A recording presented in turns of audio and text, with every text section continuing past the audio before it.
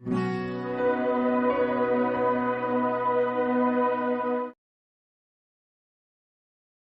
علیہ السلام کے بعد دو عظیم نبی داؤد اور سلیمان علیہ السلام تشریف لائے۔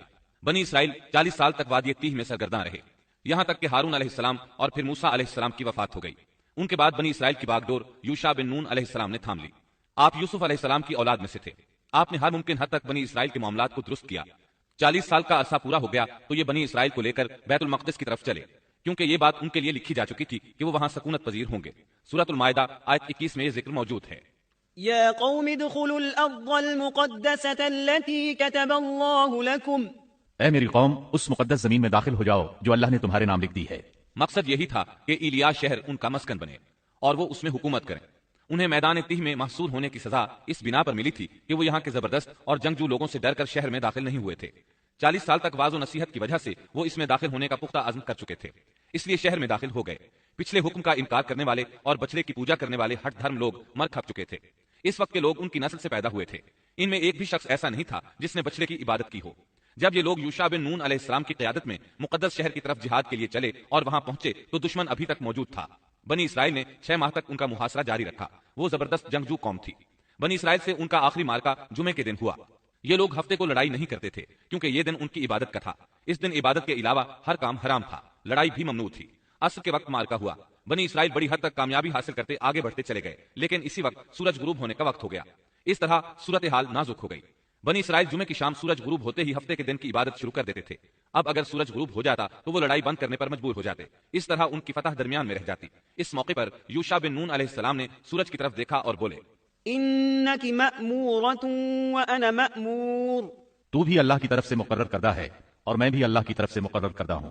یعنی ہم دونوں ہی اللہ تعالیٰ کی مخلوقات میں سے ہیں اور اللہ کے حکم کے پابند ہیں۔ پھر آپ نے یہ دعا کی، اللهم احبسها علينا۔ اے اللہ، اسے ہمارے اوپر روک دے۔ رسول اکرم صلی اللہ علیہ وسلم کا فرمان امام احمد رحمۃ اللہ علیہ نے بیان کیا ہے۔ آپ صلی اللہ علیہ وسلم فرماتے ہیں، إن الشمس لم تحبس على بشر إلا ليوشع ليالي سار إلى بيت المقدس۔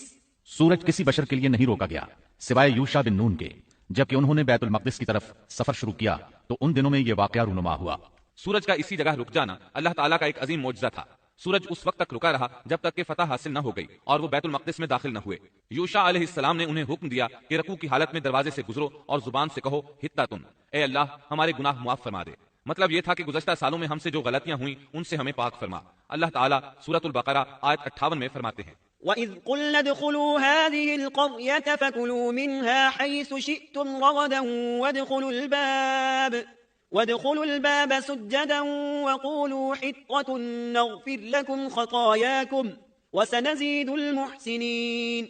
اور اس وقت کو یاد کرو جب ہم نے تم سے کہا کہ اس بستی میں داخل ہو جاؤ اور جو کچھ جہاں کہیں سے چاہو با فراغت کھاؤ پیو اور دروازے میں سجدے کرتے ہوئے گزرو اور زبان سے حطۃ کہو، ہم تمہاری خطائیں معاف کر دیں گے اور نیکی کرنے والوں کو اور زیادہ عطا کریں گے۔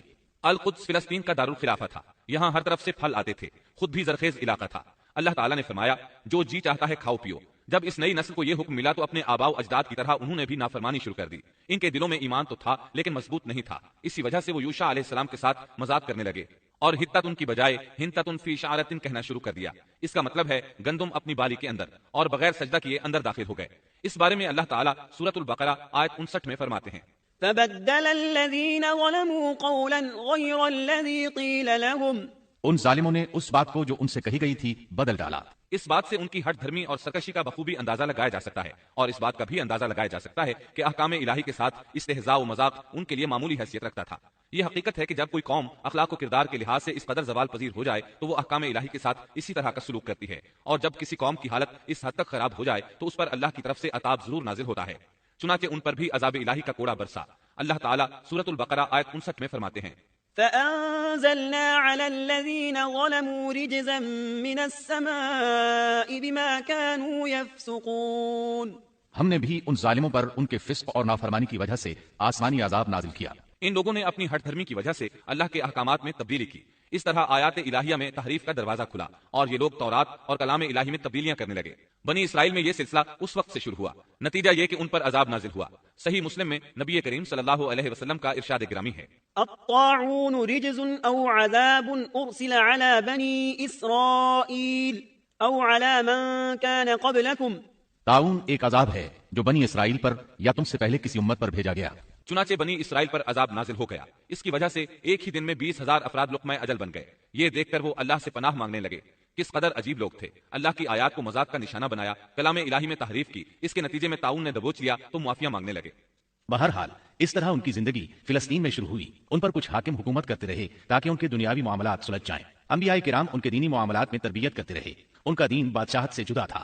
दीन अलहदा हो गया और हुकूमत अलहदा हो गई। हुकूमत और इख्तिदार याकूब अलैहिस्सलाम के बेटे यहूदा की औलाद में था और नबूवत याकूब अलैहिस्सलाम के बेटे लाबा की औलाद में थी। अंबिया किराम रुश्द व हिदायत का काम करते रहे। उनसे मुशावरत भी रही, लेकिन दुनियावी मामलात की बागडोर सिर्फ बादशाहों के हाथ में थी। हुकूमत और नबूवत की ये जुदाई यूशा अलैहिस्सलाम की वफात के बाद हुई। यूशा अलैहिस्सलाम जब तक जिंदा रहे वो उनके बादशाह भी रहे और वो नबूवत से भी सरफराज थे। यूशा अलैहिस्सलाम की वफात मूसा अलैहिस्सलाम की वफात के 27 साल बाद हुई। आपने 127 बरस की उम्र पाई। इस हालत में दिन गुजर रहे थे और मुल्क शाम में कुफ्र सर उठा रहा था, फल फूल रहा था। ज्यादा जोर लबनान के इलाकाजात में था। वहां नए सिरे से बुतों की पूजा शुरू हो गई थी। अल्लाह की तरफ से हिदायत आ जाने के बाद वो फिर से खबासतों पर उतर आए थे। इन हालात में बालाबक शहर में बनी इसराइल का एक ऐसा ग्रोह जाहिर हुआ जिन्होंने एक बुत ईजाद किया। इसका नाम बाल रखा। इसी के नाम पर शहर का नाम बालाबक है। अल्लाह ताला ने उनकी तरफ मुअज़्ज़ज़ पैगंबर इलियास अलैहिस्सलाम को मबऊस फरमाया। आपका सिलसिला नसब यूं है। इलियास बिन यासीन बिन फिनहास बिन इजार बिन हारून अलैहिस्सलाम। अल्लाह ताला सूरत उस-साफ़ात आयत 123 ता 132 में इनका तस्करा यूं फरमाते हैं।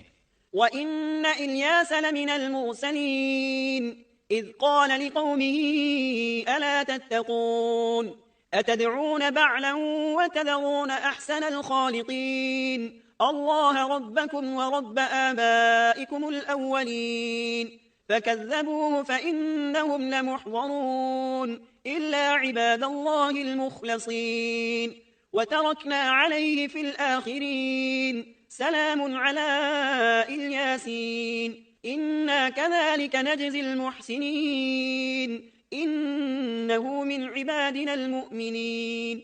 और बेशक इलियास भी पैगंबरों में से थे, जबकि उन्होंने अपनी कौम से फरमाया कि तुम अल्लाह से नहीं डरते। क्या तुम बाल नामी बुत को पुकारते हो और सबसे बेहतर खालिक को छोड़ देते हो, अल्लाह जो तुम्हारा और तुम्हारे अगले तमाम बाप दादों का रब है। लेकिन कौम ने उन्हें झुटलाया, बस वो जरूर अजाब में हाजिर किए जाएंगे, सिवाय अल्लाह के मुखलिस बंदों के। हमने इलियास का जिक्र खैर पिछलों में भी बाकी रखा कि इलियास पर सलाम हो। हम नेकी करने वालों को इसी तरह बदला देते हैं। बेशक वो हमारे ईमानदार बंदों में से था। कुरान मजीद में इनका नाम इलियास बताया है। इंजील यूहन्ना में उनको इलिया नबी कहा गया है। बाज आसार में है कि इलियास और इदरीस एक ही नबी के दो नाम हैं, लेकिन ये बात दुरुस्त नहीं, क्योंकि अव्वल तो ये आसार सनद के एतबार से कवी नहीं। दूसरा ये कि कुरान मजीद ने सूरत उस-साफ़ात और सूरत अल-अनआम में इलियास अलैहिस्सलाम के जो हालात और औसाफ बयान किए हैं, उनमें किसी एक जगह भी ये इशारा नहीं मिलता कि इलियास अलैहिस्सलाम को इदरीस भी कहा जाता है, और न ही सूरत अल-अंबिया में जहां इदरीस अलैहिस्सलाम का तज़किरा है कोई ऐसा इशारा मिलता है कि उनको इलियास भी कहा जाता है। मुअर्रिखीन ने इदरीस और इलियास अलैहिस्सलाम के जो नसब नामे बयान किए हैं, उनसे पता चलता है कि इन दोनों नबियों के दरमियान सदियों का फासला है। लिहाजा अगर ये एक ही नबी के दो नाम होते तो कुरान मजीद जरूर इसकी तरफ इशारा करता और मुअर्रिखीन भी इसकी कोई वजह बयान करते। मुफस्सिरीन और मुअर्रिखीन का इत्तिफाक है कि इलियास अलैहिस्सलाम शाम के बाशिंदों की हिदायत के लिए भेजे गए थे और मशहूर शहर बालबक उनकी रिसालत और तबलीग का मरकज था। इलियास अलैहिस्सलाम की कौम मशहूर बुत बाल की परस्तार थी और तौहीद से बेजार और शिर्क व कुफ्र में मुब्तला थी। अल्लाह के बरगुज़ीदा रसूल इलियास अलैहिस्सलाम ने उनको समझाया और राह हिदायत उन्हें दिखाई और बुत परस्ती के खिलाफ उन्हें वाज़ो नसीहत की और खालिस तौहीद की जानिब उन्हें बुलाया। कुतुब तफासीर में है कि बाल नामी बुत सोने का था और उसका कद 20 गज था और उसके 4 मुंह थे और उसकी खिदमत पर 400 खादिम मुकर्रर थे। इलियास अलैहिस्सलाम के जमाने में यमन और शाम का महबूब देवता यही बुत था और बाज मुअर्रिखीन का ख्याल है कि हिजाज का मशहूर बुत हुबुल भी यही बाल था। सूरत अल-अनाम में इलियास अलैहिस्सलाम का जिन आयात के अंदर जिक्र आया है वो नूह और इब्राहीम अलैहिस्सलाम की औलाद और उनकी नस्ल के अंबिया और रसूल की एक मुख्तसर फहरिस्त है। अल्लाह ताला सूरत अल-अनाम आयत 84 ता 86 में फरमाते हैं, وَوَهَبْنَا لَهُ إِسْحَاقَ وَيَعْقُوبَ كُلًّا هَدَيْنَا وَنُوحًا هَدَيْنَا مِن قَبْلُ وَمِن ذُرِّيَّتِهِ دَاوُودَ وَسُلَيْمَانَ وَأَيُّوبَ وَيُوسُفَ وَمُوسَى وَهَارُونَ وَكَذَلِكَ نَجْزِي الْمُحْسِنِينَ وَزَكَرِيَّا وَيَحْيَى وَعِيسَى وَإِلْيَاسَ كُلٌّ مِّنَ الصَّالِحِينَ وَإِسْمَاعِيلَ وَالْيَسَعَ وَيُونُسَ وَلُوطًا وَكُلًّا فَضَّلْنَا عَلَى الْعَالَمِينَ। और हमने उनको इसहाक दिया और याकूब, हर एक को हमने हिदायत की और पहले जमाने में हमने नूह को हिदायत की और उनकी औलाद में से दाऊद को और सुलेमान को और अय्यूब को और यूसुफ को और मूसा को और हारून को اور اسی طرح ہم نیک کام کرنے والوں کو جزا دیا کرتے ہیں۔ اور نیز زکریا کو اور یحییٰ کو اور عیسیٰ کو اور الیاس کو، یہ سب نیک لوگوں میں سے تھے۔ اور نیز اسماعیل کو اور یسع کو اور یونس کو اور لوط کو، اور ان میں سے ہر ایک کو تمام جہان والوں پر ہم نے فضیلت دی۔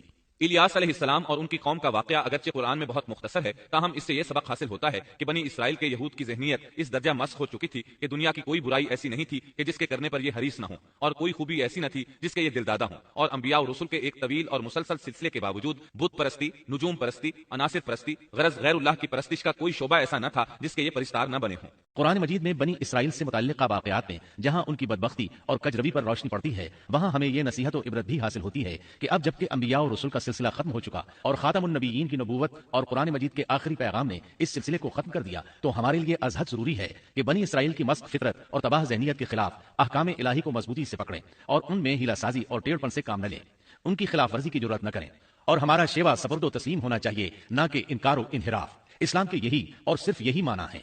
الیاس علیہ السلام کے بعد یسع علیہ السلام تشریف لائے۔ اللہ تعالیٰ نے ان کا ذکر سورۃ الانعام آیت 86 میں فرمایا ہے، وإسماعيل واليسع ويونس ولوطا وكلا فضلنا على العالمين۔ اور اسماعیل کو اور یسع کو اور یونس کو اور لوط کو، اور ان میں سے ہر ایک کو تمام جہان والوں پر ہم نے فضیلت دی۔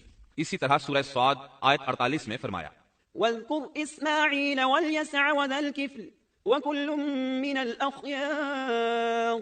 اور اسماعیل، یسع اور ذوالکفل کا بھی ذکر کیجئے، یہ سب بہترین لوگ تھے۔ یسع علیہ السلام بعض مورخین کے نزدیک ہارون علیہ السلام کی اولاد میں سے ہیں، اور بعض کے بقول یوسف علیہ السلام کی نسل سے ہیں، اور یہ الیاس علیہ السلام کے چچا زاد بھائی تھے۔ ان کے باپ کا نام عدی تھا، گویا آپ کا پورا نام یسع بن عدی علیہ السلام تھا۔ یسع علیہ السلام کے بارے میں بھی کسی اہل علم نے تفصیل بیان نہیں کی، صرف اتنا مذکور ہے کہ وہ پیغمبروں میں سے تھے۔ اللہ تعالیٰ نے ان کا قصہ ذکر نہیں فرمایا، نہ صحیح احادیث میں ان کے بارے میں کچھ ذکر آیا ہے، بس اسرائیلی روایات ملتی ہیں۔ یسع علیہ السلام الیاس علیہ السلام کے نائب اور خلیفہ تھے۔ چھوٹی عمر ہی سے ان کی رفاقت میں رہنے لگے تھے، اور ان کی وفات کے بعد اللہ تعالیٰ نے بنی اسرائیل کی ہدایت اور رہنمائی کے لیے یسع علیہ السلام کو نبوت سے سرفراز فرمایا، اور انہوں نے الیاس علیہ السلام کے طریقے ہی پر بنی اسرائیل کی رہنمائی فرمائی۔ یہ معلوم نہیں ہو سکا کہ انہوں نے کتنی عمر مبارک پائی اور بنی اسرائیل میں کتنے عرصے تک حق تبلیغ ادا کیا۔ یسع علیہ السلام کی وفات کے بعد بنی اسرائیل بدحالی کا شکار ہو گئے، ان پر جابر حکمران مسلط ہو گئے، انہوں نے دین کو دنیا سے جدا کر دیا۔ ان حکمرانوں نے خوب ظلم کیا، بنی اسرائیل میں سے ہونے کے باوجود وہ بہت بڑے فاسق بن کر سامنے آئے، وہ لوگوں کو اپنا غلام بنا کر رکھتے۔ دوسری طرف بنی اسرائیل کئی مارکوں میں شکست سے دوچار ہوئے۔ بنو عمالقہ کے ساتھ ایک مارکے میں تو انہیں نہایت بری طرح شکست ہوئی، اور بنو عمالقہ نے بنی اسرائیل سے وہ تابوت چھین لیا جو کہ لکڑی کا تھا، اور وہ اس سے برکت حاصل کیا کرتے تھے۔ اپنے مارکوں اور لڑائیوں میں وہ اس کو ساتھ لے جایا کرتے تھے۔ جب بنی اسرائیل اس کو دیکھتے تو ان پر سکینت بھی نازل ہوا کرتی تھی۔ اس تابوت میں آل موسیٰ اور آل ہارون کے باقی ماندہ آثار تھے۔ کہا جاتا ہے کہ اسی میں موسیٰ علیہ السلام کے صحیفے اور تورات کی تختیاں تھیں۔ موسیٰ علیہ السلام کا عصا بھی تھا، آپ کے کپڑے بھی محفوظ تھے۔ اسی طرح ہارون علیہ السلام کی کچھ نشانیاں بھی تھیں، بلکہ ایک روایت میں تو یہ بھی ہے کہ اس میں آسمان سے نازل ہونے والا من و سلوہ کا مرتبان بھی تھا جو وہ وادی تیہ میں کھاتے رہے تھے۔ بہرحال یہ صندوق اس مارکے میں ان کے ہاتھوں سے نکل گیا، اس پر بنو عمالقہ نے قبضہ کر لیا۔ اس طرح بنی اسرائیل کا افتراق اور انتشار بڑھتا چلا گیا، یہاں تک کہ بادشاہوں پر بھی اس کے اثرات پڑے اور یہ صندوق انہیں بھی نہ مل سکا، یہاں تک کہ اللہ کے ایک معزز پیغمبر شمویل علیہ السلام ظہور پذیر ہوئے۔ انہیں شمعون بھی کہا جاتا ہے، عربی زبان میں اس کے مترادف لفظ اسماعیل بنتا ہے، اور ان کا نام شمویل اس وقت عربی زبانوں کی کتابوں میں عام ہو چکا ہے۔ شمویل علیہ السلام نے دعوت توحید شروع کی، انہیں حق کی طرف بلانے لگے۔ چونکہ بنی اسرائیل اپنے انتشار اور تفریقے کو ایک عظیم مصیبت سمجھ رہے تھے، وہ ان کی دعوت کو قبول کرنے لگے۔ پھر انہیں یہ احساس ہوا کہ ایک بادشاہ کا ہونا بھی نہایت ضروری ہے تاکہ وہ ان کے دنیاوی معاملات اور سیاسی امور کی باغ ڈور سنبھالے۔ چنانچہ اکٹھے ہو کر شمویل علیہ السلام کے پاس آئے، کہنے لگے ہم میں سے ایک شخص کو منتخب کر دیجئے جو ہم پر حکومت کرے، اور ظالموں سے بدلہ لینے کے لیے جب لڑائی ہو تو وہ ہماری قیادت کرے۔ قرآن کریم میں اس قصے کو بہت وضاحت سے بیان کیا گیا ہے۔ اللہ تعالیٰ سورۃ البقرہ آیت 246 میں فرماتے ہیں، ألم تر إلى الملأ من بني إسرائيل من بعد موسى إذ قالوا لنبي له مبعث لنا ملكا نقاتل في سبيل الله قال هل عسيتم إن كتب عليكم القتال ألا تقاتلوا قالوا وما لنا ألا نقاتل في سبيل الله وقد أخرجنا من ديارنا وأبنائنا فلما كتب عليهم القتال تولوا إلا قليلا منهم والله عليم بالظالمين۔ کیا آپ نے موسیٰ کے بعد والی بنی اسرائیل کی جماعت کو نہیں دیکھا جبکہ انہوں نے اپنے پیغمبر سے کہا کہ کسی کو ہمارا بادشاہ بنا دیجئے تاکہ ہم اللہ کی راہ میں جہاد کریں؟ پیغمبر نے کہا ممکن ہے کہ جہاد فرض ہو جانے کے بعد تم جہاد نہ کرو۔ انہوں نے کہا بھلا ہم اللہ کی راہ میں جہاد کیوں نہ کریں گے؟ ہم تو اپنے گھروں سے نکالے گئے ہیں اور بچوں سے دور کر دیے گئے ہیں. پھر جب ان پر جہاد فرض ہوا تو سوائے تھوڑے سے لوگوں کے سب پھر گئے اور اللہ ظالموں کو خوب جانتا ہے. اللہ تعالیٰ فرما رہے ہیں کہ یہ واقعہ موسیٰ علیہ السلام کے بعد پیش آیا اور علماء اس پر متفق ہیں کہ یہ شمویل علیہ السلام کا واقعہ ہے. بنی اسرائیل کہنے لگے اے شمویل ہمارے لیے ایک حاکم مقرر کر دیجئے تاکہ ہم اس کی سربراہی میں علم جہاد بلند کریں اور بنو امالکہ کو شکست دے کر ان سے انتقام لیں. شمویل علیہ السلام اور یوشع علیہ السلام کے درمیان 460 سال کا فاصلہ ہے. بنی اسرائیل کو جہاد کیے ایک طویل عرصہ گزر چکا تھا جبکہ وہ فتح یاب ہوئے تھے. اس وقت وہ بری طرح شکست خوردہ تھے. شمویل علیہ السلام کہنے لگے مجھے تو محسوس ہوتا ہے کہ تم صرف زبان کی حد تک یہ کہہ رہے ہو, جہاد فرض ہونے پر تم پیچھے ہٹ جاؤ گے. انہوں نے کہا یہ کیسے ممکن ہے جبکہ بنو امالکہ نے ہمیں بہت تکالیف پہنچائی ہیں, ہمیں القدس سے نکال دیا. بخت نصر بادشاہ نے ہماری بہت بڑی تعداد کو قتل کیا ہے, لہٰذا ہم تو ان سے ضرور لڑیں گے. پھر اللہ تعالیٰ نے شمویل علیہ السلام پر وحی نازل کی کہ جہاد فرض ہو چکا ہے. جب بنی اسرائیل نے یہ خبر سنی تو سوائے چند ایک کے سب نے جہاد سے منہ موڑ لیا, اور یہ وہی لوگ تھے جو کچھ دیر پہلے پختہ عہد و پیمان کر رہے تھے کہ ہم جہاد کریں گے. شمویل علیہ السلام کے ساتھ رہنے والوں کی تعداد 8000 تھی جبکہ پیچھے ہٹنے والے لاکھوں کی تعداد میں تھے, اس لیے کہ جب بنی اسرائیل مصر سے آئے تھے تو ان کی تعداد 6 لاکھ تھی اور اس وقت تک تعداد بہت بڑھ چکی تھی. اب جو لوگ جہاد کے لیے تیار ہوئے انہوں نے پوچھا کہ ہماری قیادت کون کرے گا. شمویل علیہ السلام نے انہی میں سے ایک شخص طالوت کو منتخب کیا. طالوت بن قیش یعقوب علیہ السلام کے بیٹے بنیامین کی نسل سے تھا. طالوت سے پہلے بنی اسرائیل کے جتنے بادشاہ تھے تمام کے تمام یہودا بن یعقوب کی نسل سے تھے.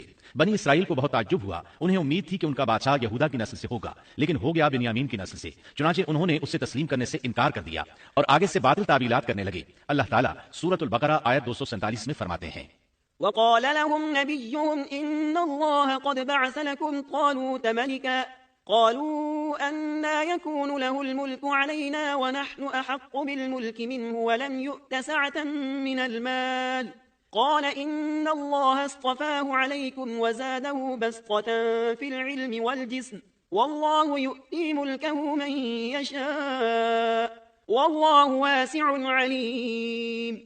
اور ان سے ان کے نبی نے فرمایا کہ اللہ تعالیٰ نے طالوت کو تمہارا بادشاہ بنا دیا ہے. تو وہ کہنے لگے کہ بھلا اس کی ہم پر حکومت کیسے ہو سکتی ہے, اس سے تو کہیں زیادہ بادشاہت کے حقدار ہم ہیں, اس کو تو مال میں فراخی بھی نہیں عطا کی گئی ہے. نبی نے فرمایا سنو اللہ تعالیٰ نے اسی کو تم پر برگزیدہ کیا ہے, اس سے علمی اور جسمانی برتری بھی عطا فرمائی ہے. بات یہ ہے کہ اللہ جسے چاہے اپنا ملک دے, اللہ تعالیٰ کشادگی والا علم والا ہے. طالوت ایک غریب آدمی تھا, مالی حیثیت بھی اچھی نہیں تھی, چمڑوں کو رنگ کر پیٹ پالتا تھا, لیکن اس وقت علم و حکمت میں اس کا کوئی ثانی نہیں تھا اور جسمانی ڈیل ڈول بھی اس قدر تھا کہ جو ایک بار دیکھتا ہی رہ جاتا.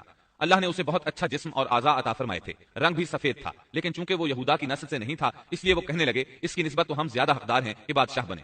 ان کی بات کا جواب شمویل علیہ السلام نے یہ دیا کہ یہ انتخاب میرا نہیں اللہ تعالیٰ کا ہے اور بادشاہت کے لیے عقل اور جسمانی طاقت کی ضرورت ہوتی ہے. بادشاہت یوں بھی اللہ کے اختیار میں ہے, جسے چاہے عطا کر دے.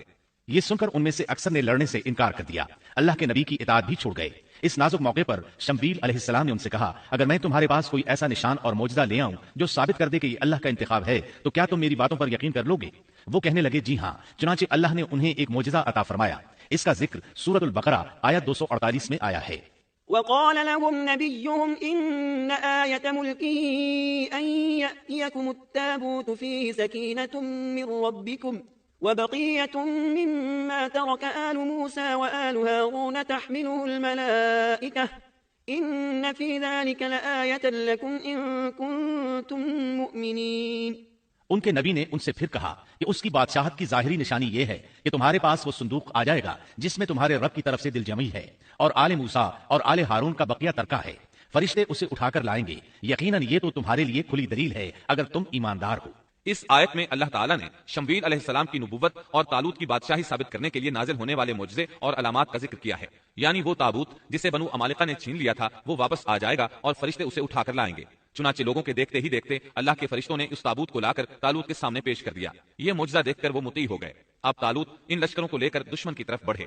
اللہ تعالیٰ سورۃ البقرہ آیت 249 میں فرماتے ہیں فلما فصل طالوت بالجنود قال إن الله مبتليكم بنهر فمن شرب منه فليس مني ومن لم يطعمه فإنه مني إلا من اغترف غرفة بيده فشربوا منه إلا قليلا منهم.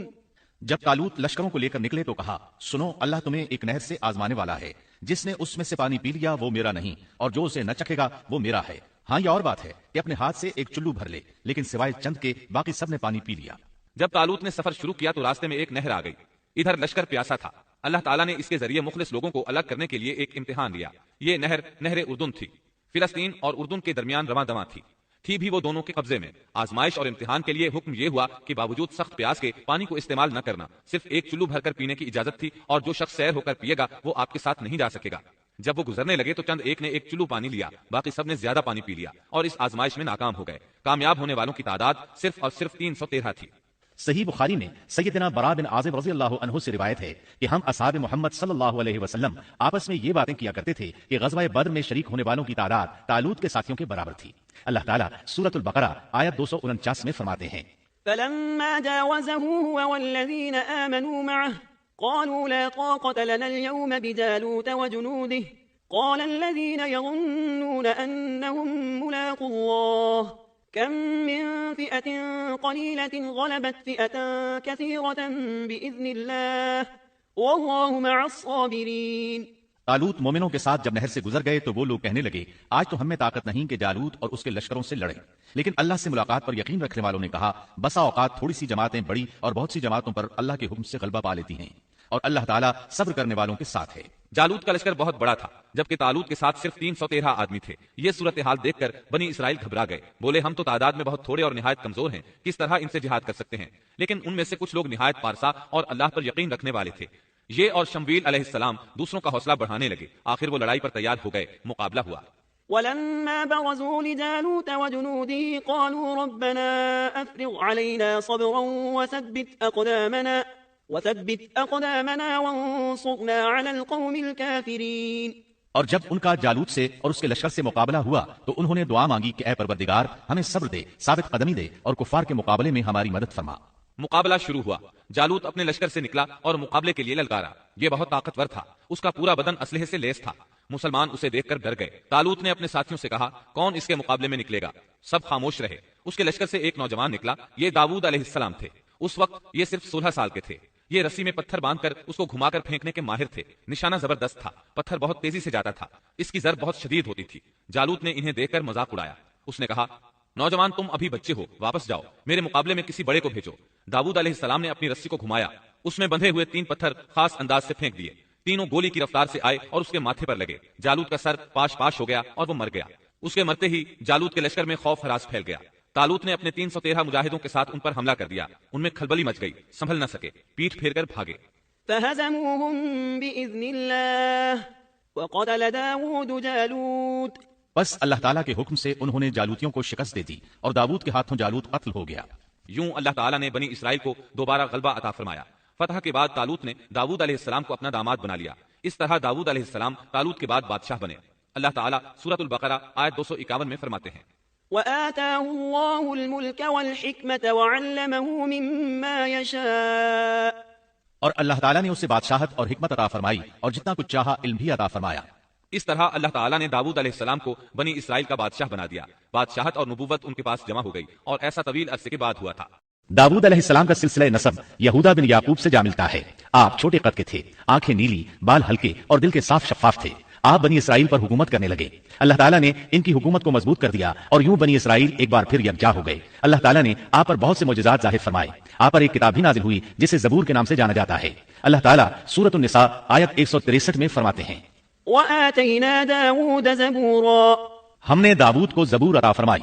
آپ تمام انسانوں سے زیادہ خوبصورت آواز والے تھے۔ صحیح بخاری کی ایک حدیث میں ہے کہ ایک مرتبہ رسول اللہ صلی اللہ علیہ وسلم نے ابو موسیٰ اشعری رضی اللہ عنہ کو قرآن مجید کی تلاوت کرتے سنا۔ ان کی آواز بہت خوبصورت تھی۔ آپ ان کی قرات توجہ سے سننے لگے، پھر آپ نے فرمایا، یا ابا موسیٰ لقد اوتیت مزمارا من مزامیر آل داود۔ اے ابو موسیٰ، تجھے داؤد علیہ السلام جیسی بہترین آواز عطا کی گئی ہے۔ اللہ تعالیٰ نے آپ کی آواز کو بھی ایک معجزہ بنا دیا، اور وہ ایسے کہ جب داؤد علیہ السلام زبور کی تلاوت کرتے تو پہاڑ اس کو سن کر آپ کے ساتھ تسبیح شروع کر دیتے، اور جب پرندے یہ آواز سنتے تو ان کے پاس آ کر اپنی گردنیں جھکا کر بیٹھ جاتے اور تسبیح میں ان کے ساتھ شامل ہو جاتے، اپنی جگہ سے حرکت بھی نہ کرتے۔ اللہ تعالیٰ سورہ سبا آیت 10 میں فرماتے ہیں، یا جبال اوبی معه والطیر۔ اے پہاڑوں، اس کے ساتھ رغبت سے تسبیح پڑھا کرو، اور پرندوں کو بھی یہی حکم ہے۔ خود داؤد علیہ السلام کے بارے میں اللہ تعالیٰ کا فرمان ہے، واذكر عبدنا داود ذا الأيد إنه أواب۔ اور ہمارے بندے داؤد کو یاد کریں جو بڑی قوت والا تھا، یقیناً وہ بہت رجوع کرنے والا تھا۔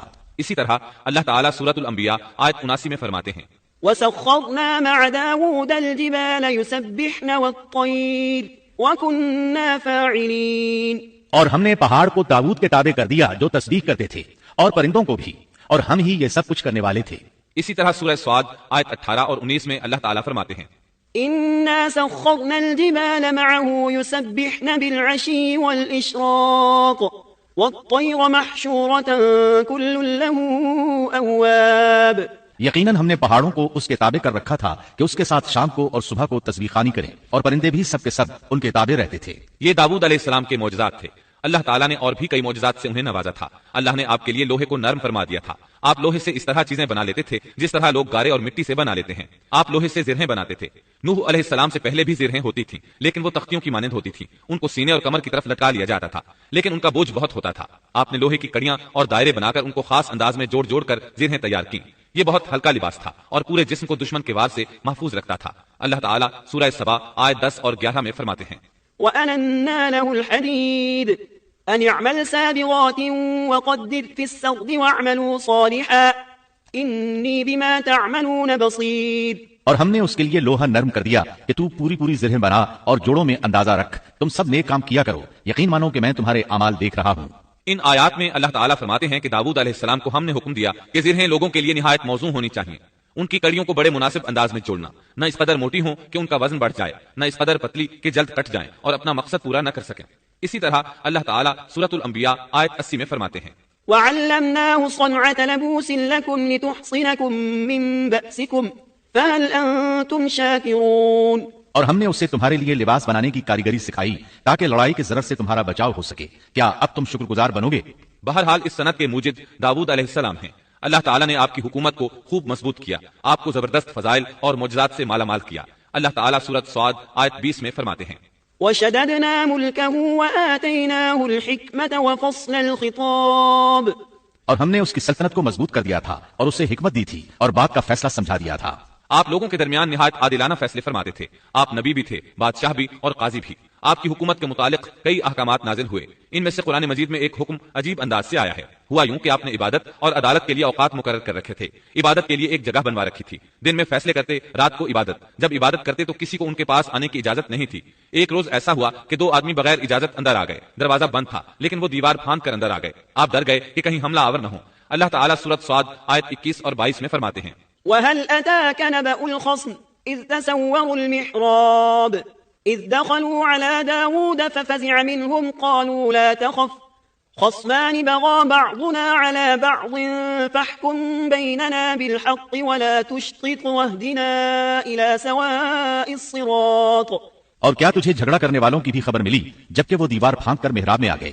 جب یہ داؤد کے پاس پہنچے تو وہ ان سے ڈر گئے. وہ کہنے لگے خوف نہ کیجیے، ہم مقدمہ کے 2 فریق ہیں، ہم میں سے ایک نے دوسرے پر زیادتی کی ہے، لہٰذا آپ ہمارے درمیان حق کے ساتھ فیصلہ کر دیجئے اور ناانصافی نہ کیجیے اور ہمیں سیدھی راہ بتا دیجیے.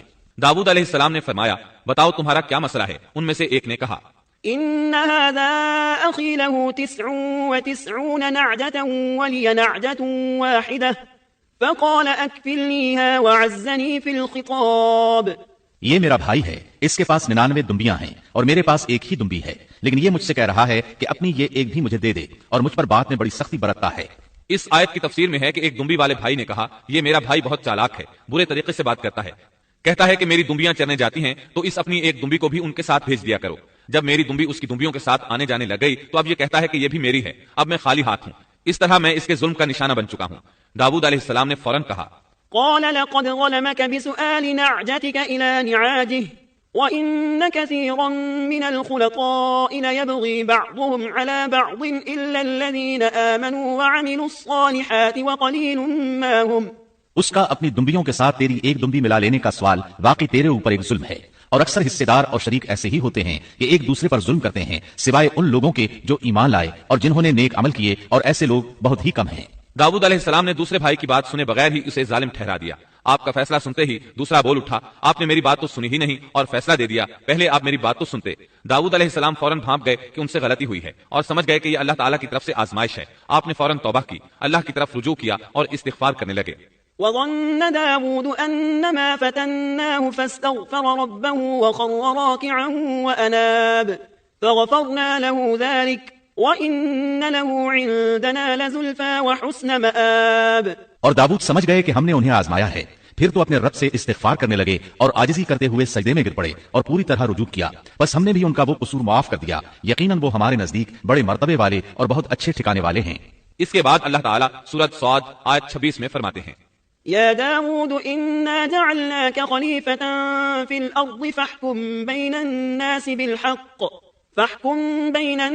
بالحق ولا تتبع الهوى فيضلك عن سبيل الله إن الذين يضلون عن سبيل الله لهم عذاب شديد بما نسوا يوم الحساب۔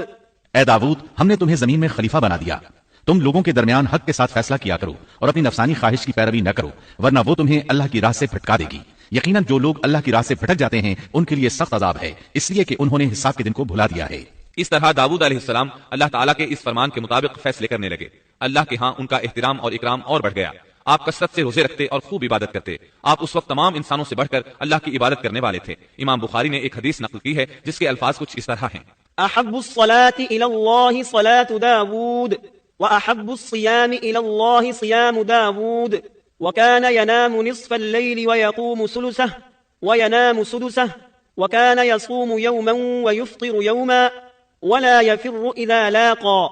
اللہ تعالیٰ کے نزدیک سب سے محبوب نماز داؤد علیہ السلام کی نماز ہے، اور اللہ تعالیٰ کی طرف سب سے محبوب روزہ داؤد علیہ السلام کا روزہ ہے۔ وہ رات کا آدھا حصہ نیند فرماتے، اس کے بعد تہائی رات قیام کرتے اور رات کے چھٹے حصے میں سو جاتے تھے۔ ایک دن روزہ رکھتے اور ایک دن روزہ چھوڑ دیتے تھے۔ لڑائی میں جب دشمن سے مقابلہ ہوتا تو بھاگتے نہیں تھے۔ اس حدیث میں نفل نماز یعنی نماز تہجد اور نفلی روزے کا ذکر ہوا ہے۔ بہرحال یہ وہ صفات ہیں جو داؤد علیہ السلام کے بارے میں حدیث رسول میں آئی ہیں۔ اللہ تعالیٰ نے سورہ سبا آیت 13 میں ان کی تعریف کرتے ہوئے ان کی آل کو اللہ کا شکر ادا کرنے کا حکم دیا۔ اعملوا آل داود شکرا، اے آل داود اس انعام کے شکریہ میں نیک عمل کرو۔ داؤد علیہ السلام کی ایک صفت یہ تھی کہ آپ بہت شکر گزار تھے، اور ایسے لوگ کم ہی ہوتے ہیں، جیسا کہ سورہ سبا آیت 13 میں اللہ تعالیٰ فرماتے ہیں، وقلیل من عبادی الشکور، اور میرے بندوں میں سے شکر گزار بندے کم ہی ہوتے ہیں۔ داؤد علیہ السلام میں جیسے دیگر بہت سی خوبیاں تھیں، وہاں ایک بہت عظیم خوبی یہ بھی تھی کہ وہ ایک بادشاہ ہونے کے باوجود ایک درہم بھی سلطنت کے بیت المال سے نہیں لیتے تھے۔ اپنا اور اپنے اہل و عیال کا بوجھ خود اٹھاتے تھے اور اپنی محنت اور ہاتھ کی کمائی سے حلال روزی حاصل کر کے اپنے اہل و عیال کو کھلاتے تھے۔ داؤد علیہ السلام کی اس عظیم صفت کو نبی کریم صلی اللہ علیہ وسلم نے یوں بیان کیا ہے، صحیح بخاری میں ہے، ما اکل طعاما قط خیرا من ان یأکل من عمل یده وان نبی اللہ داود علیہ السلام کان یأکل من عمل یده۔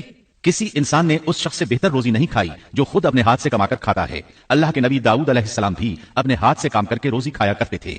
بعض مفسرین بیان کرتے ہیں کہ داؤد علیہ السلام دعا مانگا کرتے تھے کہ اے میرے اللہ، کوئی ایسی صورت پیدا کر دے کہ میرے لیے ہاتھ کی کمائی آسان ہو جائے، کیونکہ میں بیت المال پر اپنا بوجھ نہیں ڈالنا چاہتا۔ تو اللہ تعالیٰ نے آپ کی اس خواہش کو اس فضیلت کے ساتھ قبول فرمایا کہ ان کے ہاتھ میں لوہے کو موم کی طرح نرم کر دیا، جس سے وہ زرہیں بناتے اور انہیں فروخت کر کے اپنے اہل و عیال کی کفالت کرتے۔ داؤد علیہ السلام نے کتنی عمر مبارک پائی، اس میں اختلاف ہے، چنانچہ اس کے متعلق مورخین کے اقوال کے علاوہ کوئی مستند بات نہیں ملتی۔ عبداللہ بن عباس رضی اللہ عنہما فرماتے ہیں کہ داؤد علیہ السلام کی وفات ہفتے کے دن اچانک ہوئی۔ وہ ہفتے کے دن مقررہ عبادت میں مشغول تھے اور پرندے قطارے باندھے ان پر سایہ فگن تھے کہ اچانک اس حالت میں ان کا انتقال ہو گیا۔ اس کے بعد آپ کے فرزند ارجمند نے امور سلطنت کو سنبھال لیا۔ یہ سلیمان علیہ السلام تھے۔ اللہ تعالیٰ نے آپ کو بہت سی خوبیاں اور معجزات عطا فرمائے۔ سورۃ النمل آیت 16 میں ہے، وورث سليمان داود وقال يا أيها الناس علمنا منطق الطير وأوتينا من كل شيء إن هذا لهو الفضل المبين۔ اور داؤد کے وارث سلیمان ہوئے، کہنے لگے لوگوں، ہمیں پرندوں کی بولی سکھلائی گئی ہے اور ہم سب کچھ دیے گئے ہیں، بے شک یہ بالکل کھلا ہوا فضل الہی ہے۔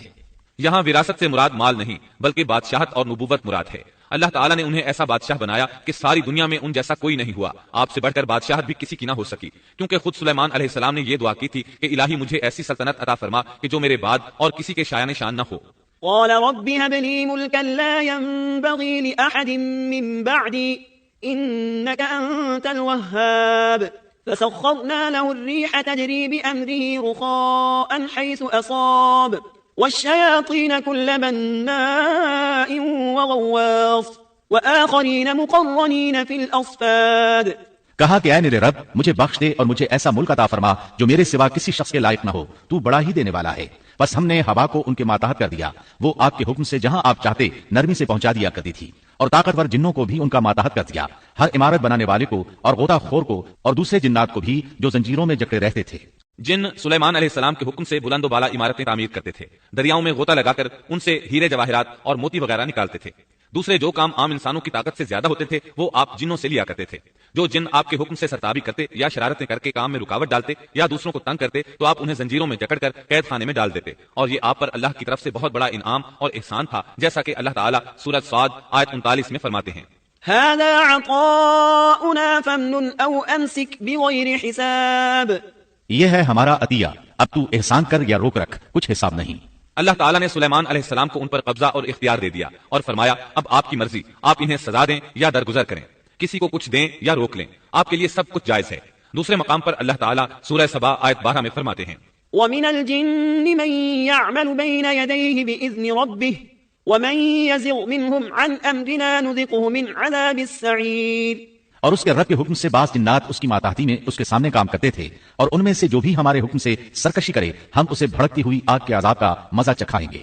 اس طرح اللہ تعالیٰ سورہ سبا آیت 13 میں فرماتے ہیں، يعملون له ما يشاء من محاريب وتماثيل وجفان كالجواب وقدور الراسيات اعملوا آل داود شكرا وقليل من عبادي الشكور۔ جو کچھ سلیمان چاہتے جنات وہ تیار کر دیتے، مثلا قلعے، مجسمے اور حوضوں جیسے پیالے اور چولہوں پر جمی ہوئی مضبوط دیگیں۔ اے آل داود، اس کے شکریہ میں نیک عمل کرو، میرے بندوں میں سے شکر گزار کم ہی ہیں۔ یعنی جنات سلیمان علیہ السلام کے حکم کے مطابق بڑے بڑے محل، مساجد، قلعے، مختلف مساجد کے ماڈل یا سینریوں کے ماڈل، بڑے بڑے تھال اور اتنی بڑی دیگیں بناتے تھے جو بوجھل اور نقل و حمل کے قابل نہ ہونے کی وجہ سے کسی خاص مقام پر نصب کر دی جاتی تھی، اور یہ آپ پر اللہ تعالیٰ کا عظیم احسان تھا۔ اس کے علاوہ دیگر معجزات سے بھی اللہ تعالیٰ نے آپ کو سرفراز فرمایا تھا، جیسا کہ سورۃ الانبیاء آیت 82 میں اللہ تعالیٰ فرماتے ہیں، ومن الشياطين من يغوصون له ويعملون عملا دون ذلك وكنا لهم حافظين۔ اسی طرح بہت سے شیاطین بھی ہم نے اس کے تابع کیے تھے جو اس کے فرمان سے غوطہ لگاتے تھے، اور اس کے سوا بھی بہت سے کام کرتے تھے، ان کے نگہبان ہم ہی تھے۔ یہ تمام اقتدار اللہ تعالیٰ نے آپ کو عطا کیا تھا۔ آپ کے معجزات میں سے ایک معجزہ یہ بھی تھا کہ ہوا آپ کے لیے مسخر یعنی مطیع و فرما بردار تھی۔ اللہ تعالیٰ سورہ صاد آیت 36 میں فرماتے ہیں، فسخرنا له الريح تجري بأمره رخاء حيث أصاب۔ بس ہم نے ہوا کو ان کے ماتحت کر دیا، وہ آپ کے حکم سے جہاں آپ چاہتے نرمی سے پہنچا دیا کرتی تھی۔ اللہ تعالیٰ سورۃ الانبیاء آیت 81 میں فرماتے ہیں، ولسليمان الريح عاصفة تجري بأمره إلى الأرض التي باركنا فيها وكنا بكل شيء عالمين۔ اور ہم نے تیز و تند ہوا کو سلیمان کے تابع کر دیا جو اس کے فرمان کے مطابق اس زمین کی طرف چلتی تھی جہاں ہم نے برکت دے رکھی ہے، اور ہم ہر چیز کا علم رکھنے والے ہیں۔ اسی طرح اللہ تعالیٰ سورہ سبا آیت 12 میں فرماتے ہیں، ولسليمان الريح غدوها شهر ورواحها شهر۔ اور ہم نے سلیمان کے لیے ہوا کو مسخر کر دیا کہ صبح کی منزل اس کی مہینہ بھر کی ہوتی تھی اور شام کی منزل بھی مہینہ بھر کی ہوتی تھی۔ دیگر معجزات کی طرح اللہ تعالیٰ نے سلیمان علیہ السلام کو یہ معجزہ بھی عطا فرمایا کہ تیز و تند ہوا کو ان کا تابع فرمان بنا دیا۔ آپ اس ہوا کو جس طرح کا حکم دیتے وہ حکم کی تعمیل کرتی، اور اس طرح آپ ایک ماہ کا سفر چند گھنٹوں میں طے کر لیا کرتے تھے۔ داؤد علیہ السلام کو تو اللہ تعالیٰ نے لوہے کی ڈھلائی کا کام سکھایا تھا، جبکہ سلیمان علیہ السلام کو لوہے کی ڈھلائی کے علاوہ تانبے کی ڈھلائی کا فن بھی سکھایا۔ سورہ سبا آیت 12 میں اللہ تعالیٰ فرماتے ہیں، وَأَسَلْنَا لَهُ عَيْنَ الْقِطْرِ۔ اور ہم نے اس کے لیے تانبے کا چشمہ بہا دیا۔ اس چشمے میں پانی کی بجائے تانبا بہتا تھا، آپ اس سے جو چاہتے بنا لیتے۔ آپ گھوڑوں کو بہت پسند فرماتے تھے، آپ کے پاس بہت سے گھوڑے تھے۔ اللہ تعالیٰ سورۃ صاد آیت 30-33 میں فرماتے ہیں، وَوَهَبْنَا لِدَاوُودَ سُلَيْمَانَ نِعْمَ الْعَبْدُ إِنَّهُ أَوَّابٌ إِذْ عُرِضَ عَلَيْهِ بِالْعَشِيِّ الصَّافِنَاتُ الْجِيَادُ فَقَالَ إِنِّي أَحْبَبْتُ حُبَّ الْخَيْرِ عَنْ ذِكْرِ رَبِّي حَتَّى تَوَارَتْ بِالْحِجَابِ رُدُّوهَا عَلَيَّ فَطَفِقَ مَسْحًا بِالسُّوقِ وَالْأَعْنَاقِ۔ اور ہم نے داؤد کو سلیمان عطا فرمایا جو بڑا اچھا بندہ تھا اور بے حد رجوع کرنے والا تھا۔ جب ان کے سامنے شام کے وقت تیز رو خاصے کے گھوڑے پیش کیے گئے تو کہنے لگے، میں نے ان گھوڑوں پر اپنے پروردگار کی یاد کو ترجیح دی یہاں تک کہ آفتاب غروب ہو گیا۔ ان گھوڑوں کو دوبارہ میرے سامنے لاؤ۔ پھر تو ان کی پنڈلیوں اور گردنوں پر ہاتھ پھیرنے لگے۔ گھوڑے 20,000 سے زائد تھے۔ گھوڑوں کے معائنے میں ان کا روزمرہ کا ذکر رہ گیا، تب انہیں ذکر الہی کا خیال آیا، جس پر انہیں سخت صدمہ ہوا اور کہنے لگے کہ میں گھوڑوں کی محبت میں اتنا گم ہو گیا کہ سورج غروب ہو گیا۔ تو ان گھوڑوں کو دوڑایا کہ وہ نظروں سے اوجھل ہو گئے، پھر انہیں دوبارہ طلب کیا اور پیار محبت سے ان کی پنڈلیوں اور گردنوں پر ہاتھ پھیرنا شروع کر دیا۔ امام بخاری نے ابو ہریرہ رضی اللہ عنہ سے روایت کی ہے کہ ایک مرتبہ سلیمان علیہ السلام نے ارادہ کیا کہ اس شب میں اپنی بیویوں کے ساتھ ازدواجی فریضہ ادا کروں گا تو میری ہر ایک بیوی سے لڑکا پیدا ہوگا اور وہ میدان جہاد کا مجاہد بنے گا، لیکن اس ارادے کے ساتھ انشاءاللہ کہنا بھول گئے۔ اللہ تعالیٰ کو جلیل القدر پیغمبر کا یہ طرز پسند نہ آیا، چنانچہ اللہ تعالیٰ نے سلیمان علیہ السلام کے اس دعوے کو اس طرح غلط ثابت کر دیا کہ تمام بیویوں میں سے صرف ایک بیوی کے ہاں مردہ بچہ پیدا ہوا۔ تب سلیمان علیہ السلام کو احساس ہوا کہ یہ انشاءاللہ نہ کہنے کا نتیجہ ہے، چنانچہ انہوں نے فوری توبہ کی اور انشاءاللہ کہنے کو اپنا معمول بنا لیا۔ اللہ تعالیٰ نے آپ کو فیصلہ کرنے کی زبردست صلاحیت عطا فرمائی تھی۔ سورۃ الانبیاء آیت 87 میں ہے، وداود وسليمان إذ يحكمان في الحرث إذ نفشت فيه غنم القوم وكنا لحكمهم شاهدين۔ اور داود اور سلیمان کو یاد کیجئے جبکہ وہ کھیت کے معاملے میں فیصلہ کر رہے تھے کہ کچھ لوگوں کی بکریاں اس میں چر چک گئی تھیں اور ان کے فیصلے میں ہم موجود تھے۔ ہوا یہ کہ دو آدمی ہمسائے تھے، ان میں جھگڑا ہو گیا۔ ان میں سے ایک کے پاس کھیت تھا، اس میں اس نے فصل بو رکھی تھی، دوسرے کے پاس کچھ بکریاں تھیں۔ بکریوں کا چرواہا رات کے وقت دیوار والے دروازے کو بند کر دیتا تھا تاکہ بکریاں نکل کر فصل کو نقصان نہ پہنچائیں۔ ایک دن وہ دروازہ بند کرنا بھول گیا، بکریاں کھیت میں آ کر چرنے لگیں، فصل خراب ہو گئی۔ دونوں داؤد علیہ السلام کے پاس آئے، اپنا مقدمہ پیش کیا۔ داؤد علیہ السلام قاضی بھی تھے، اس وقت سلیمان علیہ السلام کہیں گئے ہوئے تھے۔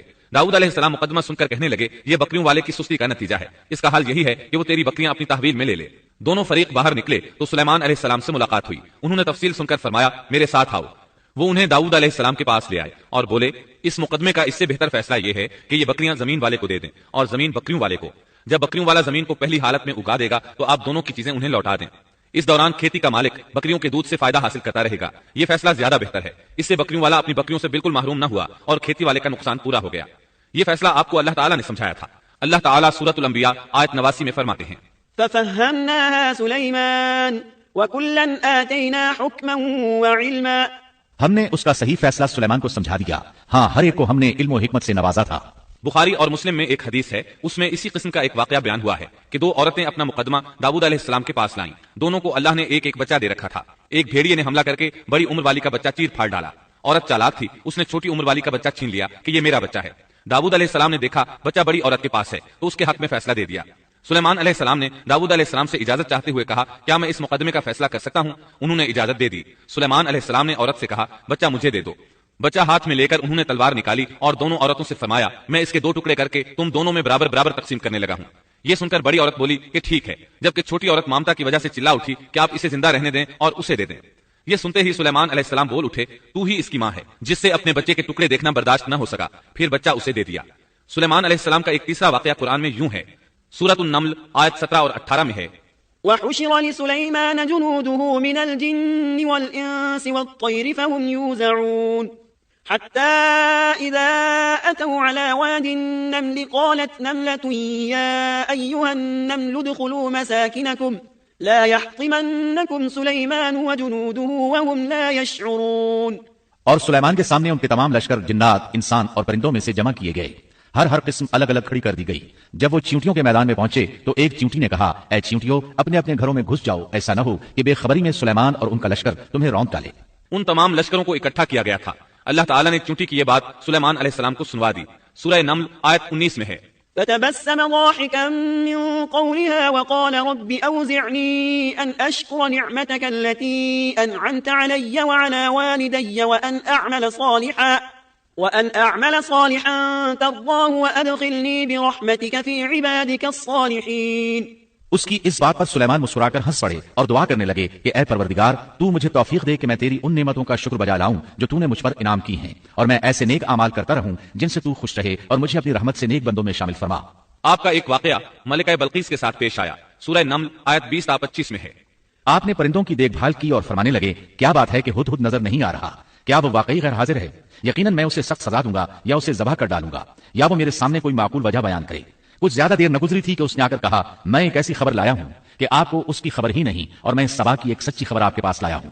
میں نے دیکھا ہے کہ ان کی بادشاہ ایک عورت ہے جسے ہر قسم کی چیز سے کچھ نہ کچھ دیا گیا ہے، اور اس کا تخت بھی بڑا عظیم ہے۔ میں نے اسے اور اس کی قوم کو اللہ تعالیٰ کو چھوڑ کر سورج کو سجدہ کرتے ہوئے پایا ہے۔ شیطان نے ان کے کام مزین کر کے انہیں دکھلا کر سیدھے راستے سے ہٹا دیا ہے، پس وہ ہدایت پر نہیں آتے کہ اسی اللہ کو سجدہ کریں جو آسمانوں اور زمینوں کی پوشیدہ چیزوں کو باہر نکالتا ہے، اور جو کچھ تم چھپاتے اور ظاہر کرتے ہو وہ سب کچھ جانتا ہے۔ ہدہد نے اللہ تعالیٰ کی یہ صفت اس لیے بیان کی کہ یہ اپنی حس کے ذریعے زمین میں پانی والے حصے کا پتہ چلا لیتا ہے۔ سلیمان علیہ السلام کو بھی یہی ہدہد بتایا کرتا تھا کہ پانی کہاں ہے، پھر آپ جنات کے ذریعے پانی نکلواتے تھے۔ یہ اطلاع سن کر سلیمان علیہ السلام حیران ہوئے۔ آپ نے ہدہد سے کہا ہم ابھی تمہاری بات کی تصدیق کر لیتے ہیں۔ سورہ نمل آیت 27 اور 28 میں ہے۔ قال سننظر أصدقت أم كنت من الكاذبين اذهب بكتابي هذا فألقه إليهم ثم تول عنهم فانظر ماذا يرجعون۔ سلیمان نے کہا اب ہم دیکھیں گے کہ تو نے سچ کہا ہے یا تو جھوٹا ہے، میرے اس خط کو لے جا کر انہیں دے دے، پھر ان کے پاس سے ہٹ آ اور دیکھ کہ وہ کیا جواب دیتے ہیں۔ آپ نے ایک خط لکھ کر اسے دیا۔ ہدہد وہ خط لے کر ملکہ بلقیس کے محل پہنچا۔ خط اس کے سامنے گرا کر خود دیوار پر جا بیٹھا۔ خط دیکھ کر ملکہ بلقیس نے کہا قالت يا أيها الملأ إني ألقي إلي كتاب كريم إنه من سليمان وإنه بسم الله الرحمن الرحيم ألا تعلوا علي وأتوني مسلمين قالت يا أيها الملأ أفتوني في أمري ما كنت قاطعة أمرا حتى تشهدون قالوا نحن أولو قوة وأولو بأس شديد والأمر إليك فانظري ماذا تأمرين قالت إن الملوك إذا دخلوا قرية أفسدوها وجعلوا أعزة أهلها أذلة وكذلك يفعلون وإني مرسلة إليهم بهدية فناظرة بما يرجع المرسلون۔ وہ کہنے لگی اے سردارو میری طرف ایک بابوقت خط ڈالا گیا ہے جو سلیمان کی طرف سے ہے اور جو بخشش کرنے والے مہربان اللہ کے نام سے شروع ہے، یہ کہ تم میرے سامنے سرکشی نہ کرو اور مسلمان بن کر میرے پاس آ جاؤ۔ اس نے کہا اے میرے سردارو تم میرے اس معاملے میں مجھے مشورہ دو، میں کسی امر کا قطعی فیصلہ جب تک تمہاری موجودگی اور رائے نہ ہو نہیں کیا کرتی۔ ان سب نے جواب دیا کہ ہم طاقت اور قوت والے سخت لڑنے بھیڑنے والے ہیں، آگے آپ کو اختیار ہے، آپ خود ہی سوچ لیجئے کہ ہمیں آپ کیا کچھ حکم فرماتی ہیں۔ اس نے کہا کہ بادشاہ جب کسی بستی میں گھستے ہیں تو اسے اجاڑ دیتے ہیں اور وہاں کے باعزت لوگوں کو ذلیل کر دیتے ہیں، اور یہ لوگ بھی ایسا ہی کریں گے۔ میں انہیں ایک ہدیہ بھیجنے والی ہوں، پھر دیکھ لوں گی کہ قاصد کیا جواب دے کر لوٹتے ہیں۔ ملکہ بلقیس یہ اندازہ کرنا چاہتی تھی کہ سلیمان علیہ السلام کس قسم کے بادشاہ ہیں اور یہ کہ وہ ان کے خلاف لڑ سکیں گے یا نہیں۔ چنانچہ اس نے فلسطین کی طرف بے شمار تحائف روانہ کیے تاکہ لڑائی کی نوبت نہ آئے، لیکن جب یہ تحائف سلیمان علیہ السلام کے پاس پہنچے تو آپ غضبناک ہو گئے۔ فلما جاء سليمان قال أتمدونني بمال فما آتاني الله خير مما آتاكم بل أنتم بهديتكم تفرحون ارجع إليهم فلنأتينهم بجنود لا قبل لهم بها ولنخرجنهم منها أذلة وهم صاغرون۔ بس جب قاصد سلیمان کے پاس پہنچا تو آپ نے فرمایا کیا تم مال سے مجھے مدد دینا چاہتے ہو؟ مجھے تو میرے رب نے اس سے بہت بہتر دے رکھا ہے جو اس نے تمہیں دیا ہے، بس تم ہی اپنے تحفے سے خوش رہو۔ جا ان کی طرف واپس لوٹ جا، ہم ان کے مقابلے پر وہ لشکر لائیں گے جن کے سامنے پڑنے کی ان میں طاقت نہیں، اور ہم انہیں ذلیل و پست کر کے وہاں سے نکال باہر کریں گے۔ قاصد ان کا جواب سن کر اور یہ صورتحال دیکھ کر دہشت زدہ ہو گئے۔ انہوں نے بلقیس کے پاس جا کر ساری حقیقت بیان کر دی۔ ملکہ بلقیس نے انہیں پیغام بھجوایا کہ ہم اسلام قبول کرنے کے لیے تیار ہیں۔ سلیمان علیہ السلام تک اس کا پیغام پہنچا تو آپ اپنے درباریوں کی طرف متوجہ ہوئے۔ قال يا أيها الملأ أيكم يأتيني بعرشها قبل أن يأتوني مسلمين قال عفريت من الجن أنا آتيك به قبل أن تقوم من مقامك وإني عليه لقوي أمين قال الذي عنده علم من الكتاب أنا آتيك به قبل أن يرتد إليك طرفك فلما رآه مستقرا عنده قال هذا من فضل ربي ليبلوني أأشكر أم أكفر ومن شكر فإنما يشكر لنفسه ومن كفر فإن ربي غني كريم قال نكروا لها عرشها ننظر أتهتدي أم تكون من الذين لا يهتدون۔ آپ نے فرمایا اے سردارو تم میں سے کوئی ہے جو ان کے مسلمان ہو کر پہنچنے سے پہلے ہی اس کا تخت مجھے لا دے؟ ایک قوی ہیکل جن کہنے لگا آپ اپنی مجلس سے اٹھیں، اس سے پہلے میں اسے آپ کے پاس لا دیتا ہوں۔ یقین مانیے کہ میں اس پر قادر ہوں اور ہوں بھی امانت دار۔ جس کے پاس کتاب کا علم تھا وہ بول اٹھا کہ آپ پلک جھپکائیں، اس سے بھی پہلے میں اسے آپ کے پاس پہنچا سکتا ہوں۔ جب آپ نے اسے اپنے پاس موجود پایا تو فرمانے لگے یہی میرے رب کا فضل ہے تاکہ وہ مجھے آزمائے کہ میں شکر گزاری کرتا ہوں یا ناشکری۔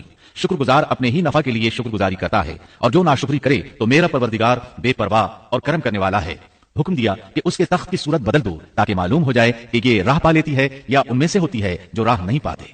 تخت لانے والے آدمی کے متعلق تو یہ آیا ہے کہ اس کے پاس کتاب کا علم تھا، تو مفسرین کا اس کے بارے میں اختلاف ہے کہ وہ کون تھا۔ قرآن کریم کے الفاظ سے جو معلوم ہوتا ہے وہ اتنا ہی ہے کہ وہ کوئی انسان ہی تھا جس کے پاس کتاب الہی کا علم تھا۔ اللہ تعالیٰ نے کرامت اور اعجاز کے طور پر اسے یہ قدرت دے رکھی تھی کہ پلک جھپکتے وہ تخت لے آیا. پھر سلیمان علیہ السلام نے تخت میں تبدیلی کا حکم دیا. تخت میں تبدیلی کا حکم سن کر اس میں سے ہیرے جواہر نکال دیے گئے اور دوسری جگہوں پر لگا دیے گئے. سورہ نمل آیت 42 اور 43 میں ہے. فلما جاءت قيل أهكذا عرشك قالت كأنه هو وأوتينا العلم من قبلها وكنا مسلمين وصدها ما كانت تعبد من دون الله إنها كانت من قوم كافرين. پھر جب وہ آ گئی تو اس سے کہا گیا کہ ایسا ہی تیرا بھی تخت ہے. اس نے جواب دیا کہ یہ گویا وہی ہے، ہمیں اس سے پہلے ہی علم دے دیا گیا تھا اور ہم مسلمان تھے. اسے انہوں نے روک رکھا تھا کہ جن کی وہ اللہ کو چھوڑ کر پرستش کرتی رہی تھی، یقیناً وہ کافر لوگوں میں سے تھی. اب سلیمان علیہ السلام کی ملکہ بلقیس سے گفتگو شروع ہوئی. پھر وہ اسے تخت کے پاس لے آئے. اس سے پوچھا کیا تیرا تخت بھی اسی طرح کا ہے؟ اس نے بہت اچھا اور فصاحت سے بھرپور جواب دیا. اس نے نہ تو یہ کہا کہ ہاں کیونکہ وہ تو اپنا تخت پیچھے سبا کے علاقے میں چھوڑ آئی تھی، یہاں کیسے آ سکتا تھا، نہ اس نے یہ کہا کہ نہ کیونکہ یہ وہی محسوس ہو رہا تھا. البتہ اس میں قدر تبدیلی محسوس ہو رہی تھی. اس نے عجیب جملے میں جواب دیا کہ یہ وہی لگتا ہے. سلیمان علیہ السلام یہ جواب سن کر حیران ہوئے. اب آپ نے اسے اپنی سلطنت کا غلبہ دکھانے کے لیے ایسا منظر دکھایا جو کسی بشر نے آج تک نہیں دیکھا. چنانچہ آپ اسے ایک محل میں لے گئے. یہ مکمل طور پر شیشے کا تھا. اس سے دوسری طرف دیکھا جا سکتا تھا. فرش بھی شیشے کا تھا. شیشے کے نیچے پانی چھوڑا گیا تھا. پانی چلتا رہتا تھا. آپ اسے لیے اندر داخل ہوئے تو وہ بہت حیران ہوئی کہ محل میں پانی بہ رہا ہے. اس نے اپنا لباس کچھ اوپر کر لیا کہ بھیگ نہ جائے. اس نے اپنا پاؤں پانی پر رکھنا چاہا تو وہ شیشے پر پڑا اور زیادہ حیران ہوئی اور شرمندہ بھی کہ دھوکہ کھا گئی. اور یہ سب کچھ جنات کے ذریعے تیار کرایا گیا تھا. سورہ نمل آیت 44 میں اللہ تعالیٰ فرماتے ہیں قيل لها ادخل الصرح فلما رأته حسبته لجة وكشفت عن ساقيها قال إنه صرح ممرد من قوارير قالت رب إني ظلمت نفسي وأسلمت مع سليمان لله رب العالمين. اس سے کہا گیا کہ محل میں چلی چلو. جسے دیکھ کر یہ سمجھ کر کہ یہ حوض ہے اس نے اپنی پنڈلیاں کھول دی. سلیمان نے کہا یہ ایسا محل ہے جس میں نیچے بھی شیشے جڑے ہوئے ہیں. کہنے لگی میرے پروردگار میں نے اپنی جان پر ظلم کیا، اب میں سلیمان کے ساتھ اللہ رب العالمین کی مطیع اور فرمانبردار بنتی ہوں. یہ عظیم سلطنت دیکھ کر وہ جان گئی کہ سلیمان علیہ السلام صرف بادشاہ ہی نہیں نبی بھی ہیں. چنانچہ اس نے فوراً ایمان قبول کر لیا. سلیمان علیہ السلام کا سب سے بڑا کارنامہ یہ ہے کہ آپ نے مسجد اقصی تعمیر کروائی. اس کی پہلی تعمیر یعقوب علیہ السلام نے کرائی تھی. صحیح حدیث میں ہے کہ رسول اللہ صلی اللہ علیہ وسلم سے پوچھا گیا زمین میں کون سی مسجد سب سے پہلے تعمیر کی گئی؟ آپ نے فرمایا مسجد حرام یعنی مکہ معظمہ والی مسجد. پھر آپ سے پوچھا گیا کہ اس کے بعد کون سی مسجد زمین میں بنائی گئی؟ آپ نے جواب دیا مسجد اقصی. جب بخت نصر نے قدس پر قبضہ جما لیا تو اس نے مسجد اقصی ڈھا دی. لیکن پھر سلیمان علیہ السلام کو اللہ تعالیٰ نے بادشاہت عطا کی تو انہوں نے ازسر نو تعمیر کا کام شروع کرایا. اس کے ساتھ ہی انہوں نے ہیکل سلیمانی بھی تعمیر کروایا. یہود آج تک اس کو مقدس سمجھتے ہیں. یہ مسجد اقصی کے بالکل قریب ہے.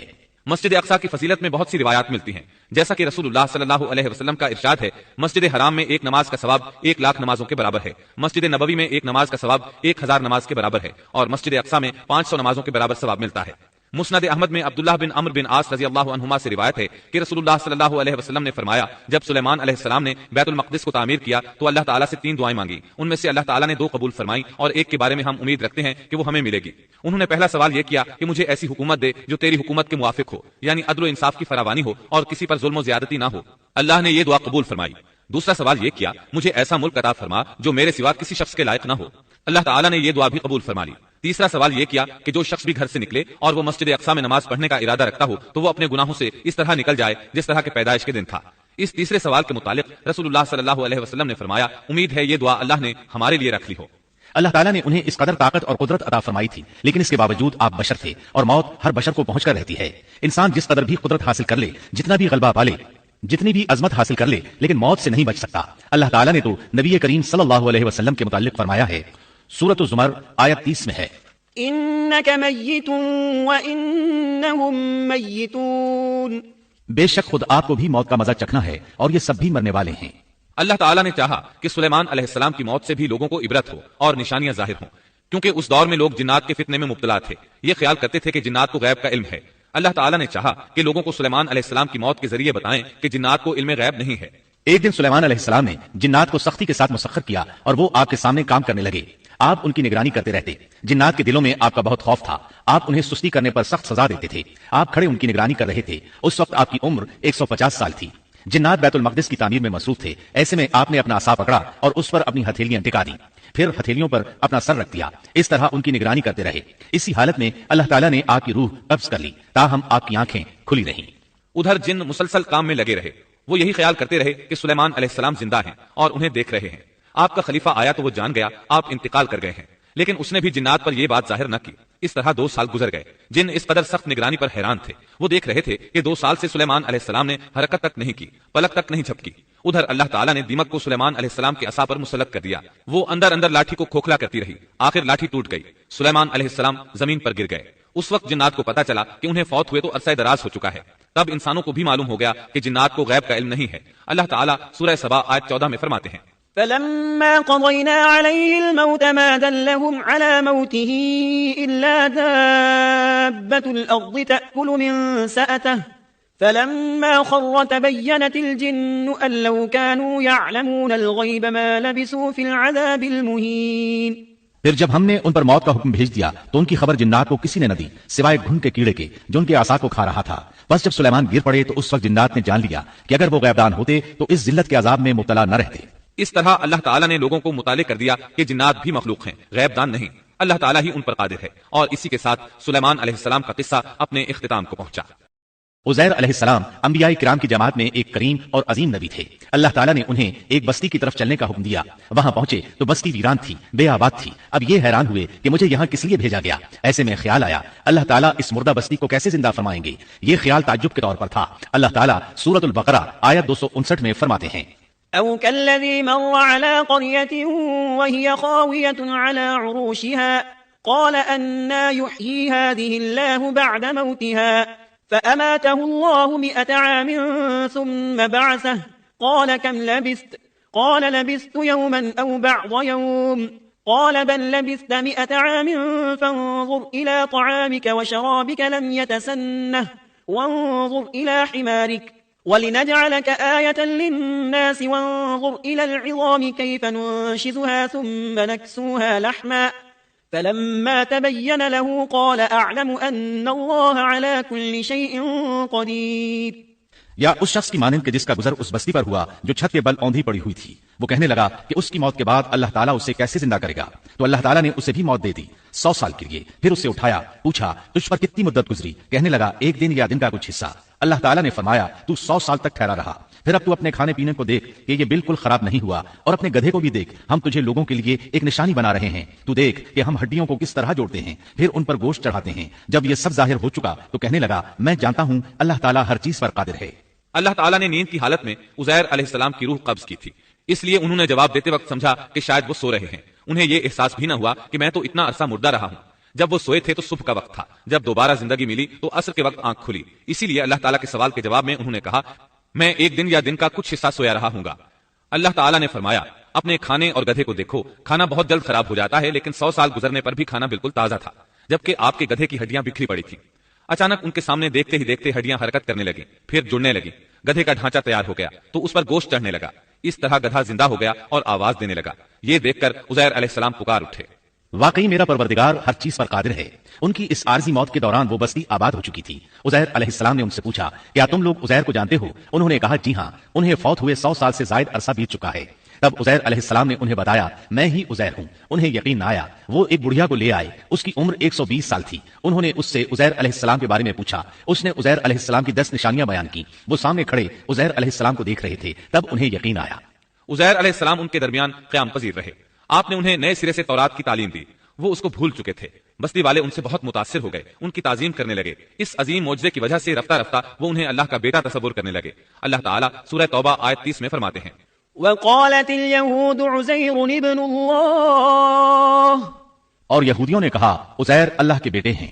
یہ اللہ نے ان کا ایک جرم بیان کیا ہے۔ یہ جرم ان میں نسل در نسل چلتا رہا، یہاں تک کہ اس دور میں بھی یہودی عزیر علیہ السلام کو اللہ کا بیٹا مانتے ہیں۔ آپ کا نام دیوان مقدس بھی رکھتے ہیں اور کہتے ہیں یہ مقدس ذات کی نسل سے ہے اور معبود ہے۔ یہی ان کا شرک ہے۔ اللہ ان پر لعنت کرے۔ اللہ انہیں اس جرم کی سزا ضرور دے گا۔ انسان کتنے ہی بلند و بالا مقام پر پہنچ جائے اور اللہ تعالیٰ کے ساتھ اسے زیادہ سے زیادہ قرب حاصل ہو جائے، تب بھی وہ اللہ کا بندہ ہی رہتا ہے، اور کسی بھی بلندی پر پہنچ کر وہ اللہ یا اللہ کا بیٹا نہیں ہو سکتا، اللہ کا شریک نہیں ہو سکتا۔ اللہ جل شانہ کی ذات پاک وحدہ لا شریک ہے اور باپ بیٹے کی نسبتوں سے پاک ہے۔ لہٰذا انسان کی سب سے بڑی گمراہی یہ ہے کہ وہ جب کسی برگزیدہ انسان سے ایسے امور صادر ہوتے دیکھتا ہے جو عقل میں نہیں آتے، تو روب یا عقیدت کی بنا پر پکار اٹھتا ہے کہ یہ ہستی تو خود اللہ ہے جو انسانی شکل میں آئی ہے، یا اس کا بیٹا ہے، یا اللہ تعالیٰ کی شریک ہے۔ وہ یہ نہیں سوچتا کہ بلا شبہ ان واقعات کا جاری ہونا اللہ کی طاقت کے ذریعے ہے، جو بطور نشان اس برگزیدہ انسان کے ہاتھوں جاری ہوئے۔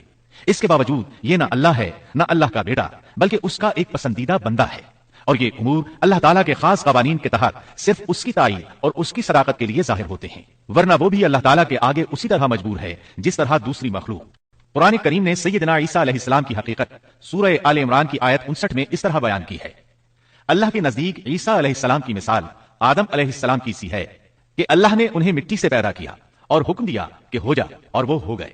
مطلب یہ کہ اللہ کا بیٹا اگر کسی کو کہا جا سکتا تو آدم علیہ السلام کو کہا جانا چاہیے تھا، لہذا کسی نبی کے بارے میں یہ عقیدہ رکھنا کہ وہ اللہ کا بیٹا ہے بالکل فضول اور باطل ہے۔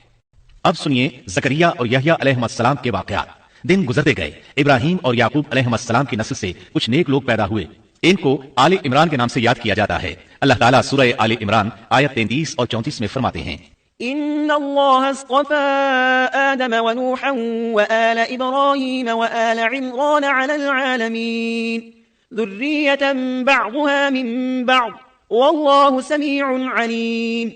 بے شک اللہ تعالیٰ نے تمام جہان کے لوگوں میں سے آدم کو اور نوح کو اور ابراہیم کے خاندان اور عمران کے خاندان کو چن لیا کہ یہ سب آپس میں ایک دوسرے کی نسل سے ہیں، اور اللہ تعالیٰ سنتا جانتا ہے۔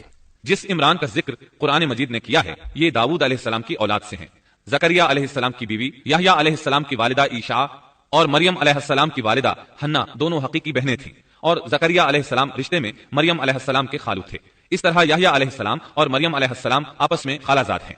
اللہ تعالیٰ نے اس دور کے کئی واقعات کی طرف اشارہ کیا ہے۔ سب سے پہلا تذکرہ مریم علیہ السلام کی پیدائش کا ہوا ہے۔ یہ واقعہ دمشق میں ہوا۔ زکریا بن دان سلیمان علیہ السلام کی اولاد میں سے تھے، دمشق میں زندگی گزار رہے تھے، عمر 100 سال سے زیادہ ہو چکی تھی۔ اس قصے کی ابتدا قرآن مجید نے عمران کی بیوی سے کی ہے۔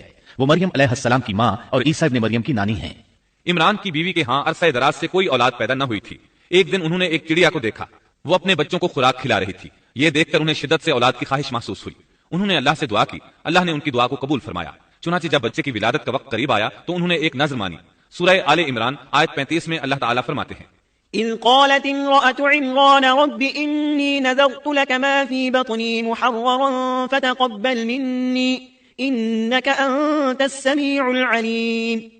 جب عمران کی بیوی نے کہا اے میرے رب، میرے پیٹ میں جو کچھ ہے اس سے میں نے تیرے نام آزاد کرنے کی نذر مانی ہے، تو میری طرف سے قبول فرما، یقیناً تو خوب سننے والا اور پوری طرح جاننے والا ہے۔ انہوں نے اللہ تعالیٰ سے اولاد کی دعا کی۔ اللہ تعالیٰ کے حکم سے جب انہیں بچہ پیدا ہونے کی امید ہوئی تو انہوں نے نذر مان لی کہ جس بچے کو جنم دوں گی اسے اللہ کے لیے آزاد چھوڑ دوں گی تاکہ وہ بیت المقدس کی خدمت کرے۔ زکریا علیہ السلام اور آل عمران بیت المقدس کی طرف نقل مکانی کر چکے تھے۔ بیت المقدس یہودیوں کی عبادت گاہ تھی۔ یہ ان کا طریقہ تھا کہ اپنی اولاد کے بارے میں بیت المقدس کا خادم بنانے کی نذر مانا کرتے تھے۔ بچہ پیدا ہوتا تو علماء کے سپرد کر دیتے، وہ اسے تورات پڑھاتے تاکہ وہ عبادت کرنے والا بن جائے، بیت المقدس کی خدمت کرے۔ لیکن ان کے ہاں بچی پیدا ہوئی۔ بچیوں کو تو خدمت کے لیے وقف نہیں کیا جاتا تھا۔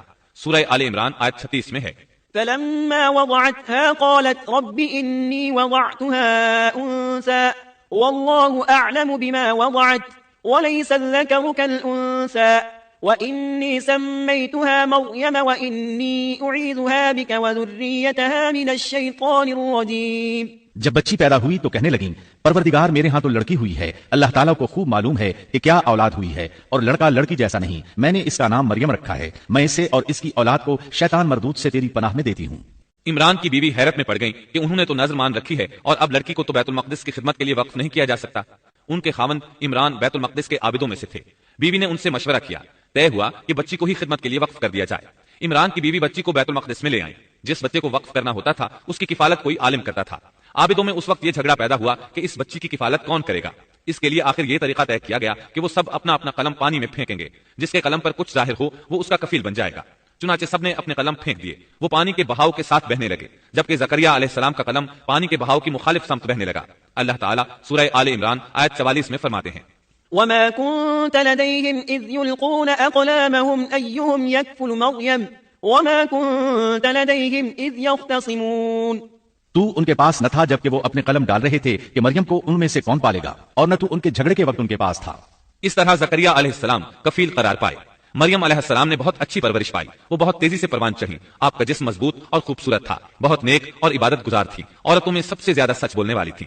اللہ تعالیٰ نے انہیں اپنی کرامات سے نواز رکھا تھا۔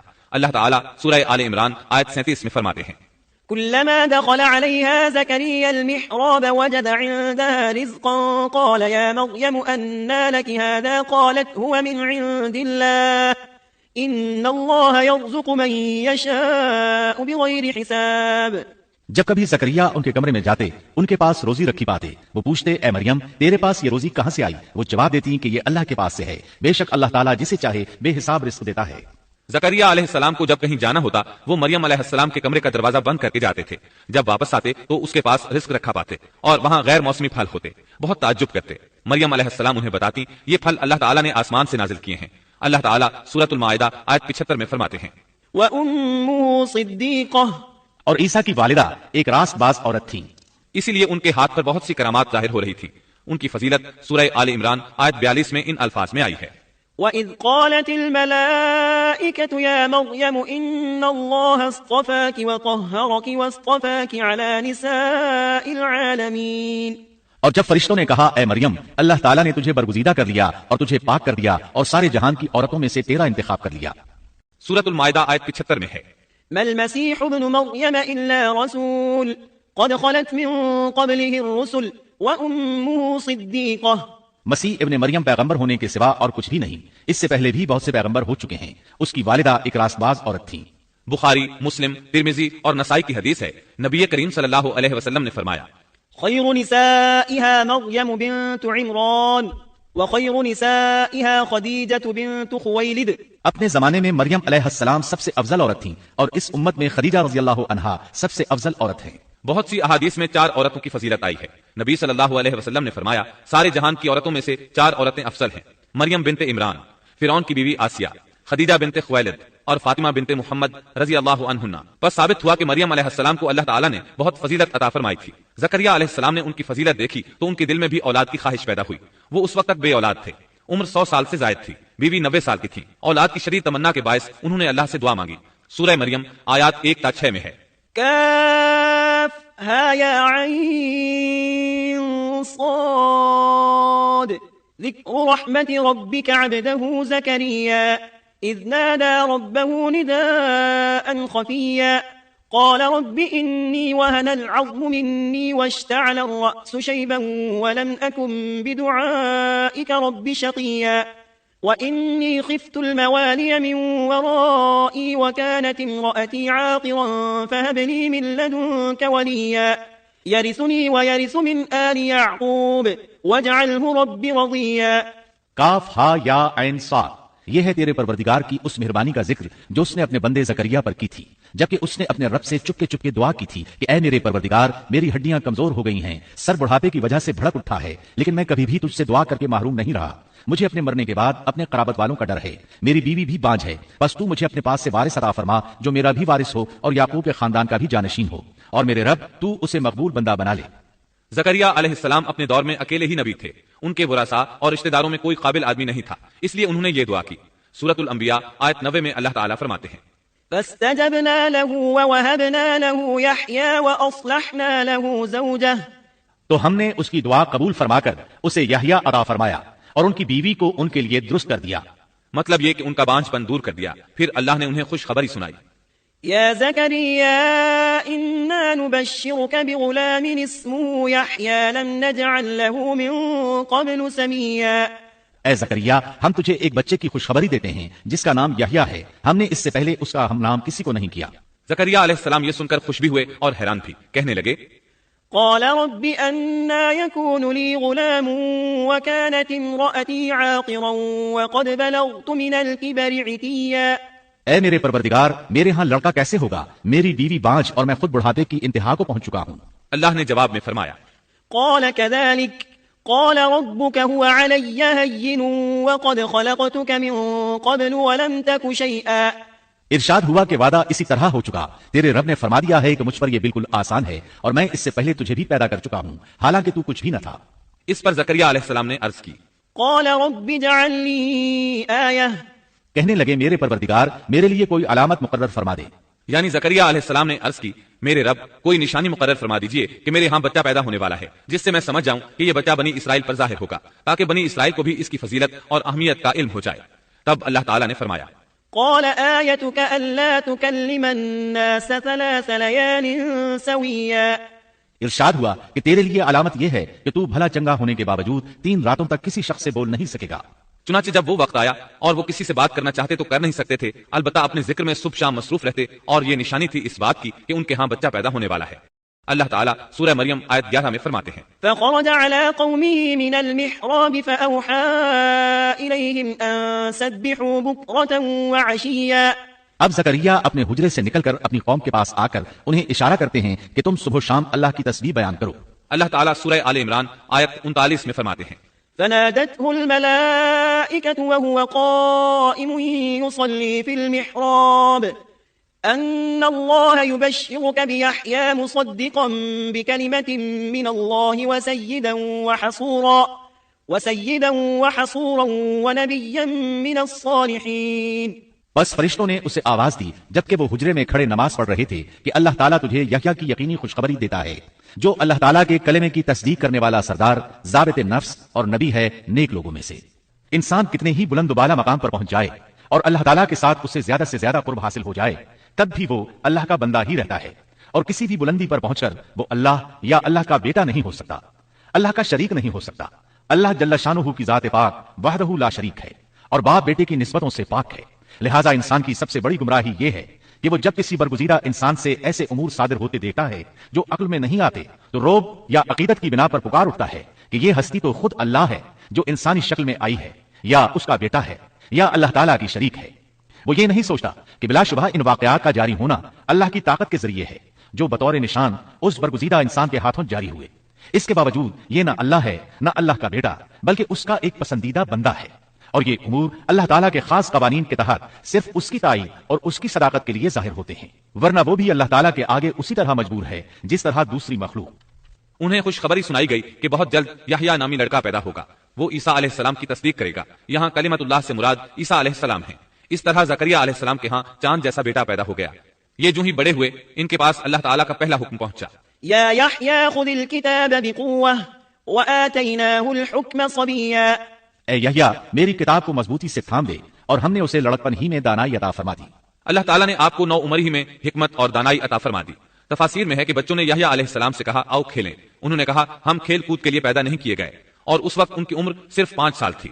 اللہ تعالیٰ سورہ مریم آیت 13 تا 15 میں ان کے اوصاف بیان فرماتے ہیں، وحنانا من لدنا وزكاة وكان تقيا وبرا بوالديه ولم يكن جبارا عصيا وسلام عليه يوم ولد ويوم يموت ويوم يبعث حيا۔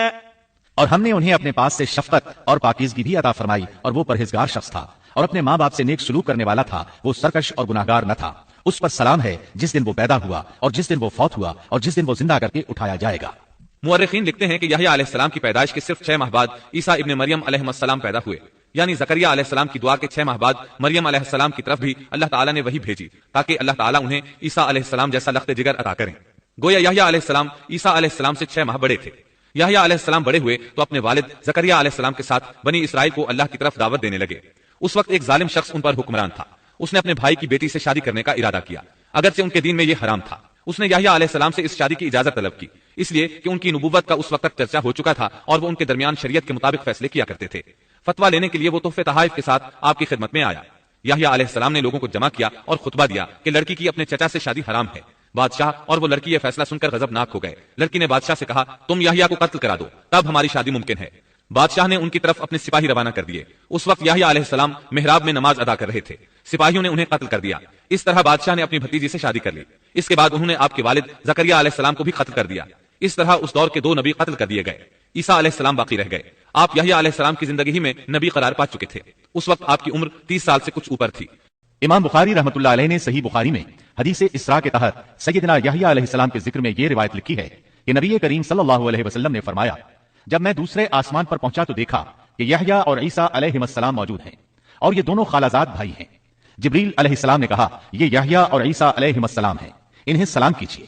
میں نے انہیں سلام کیا، دونوں نے سلام کا جواب دیا، پھر دونوں نے کہا آپ کا آنا مبارک ہو اے ہمارے نیک بھائی اور نیک نبی۔ سیدنا زکریا علیہ السلام کے تذکرے میں یہ آ چکا ہے کہ یحییٰ علیہ السلام کی والدہ اور مریم علیہ السلام کی والدہ حقیقی بہنیں تھیں۔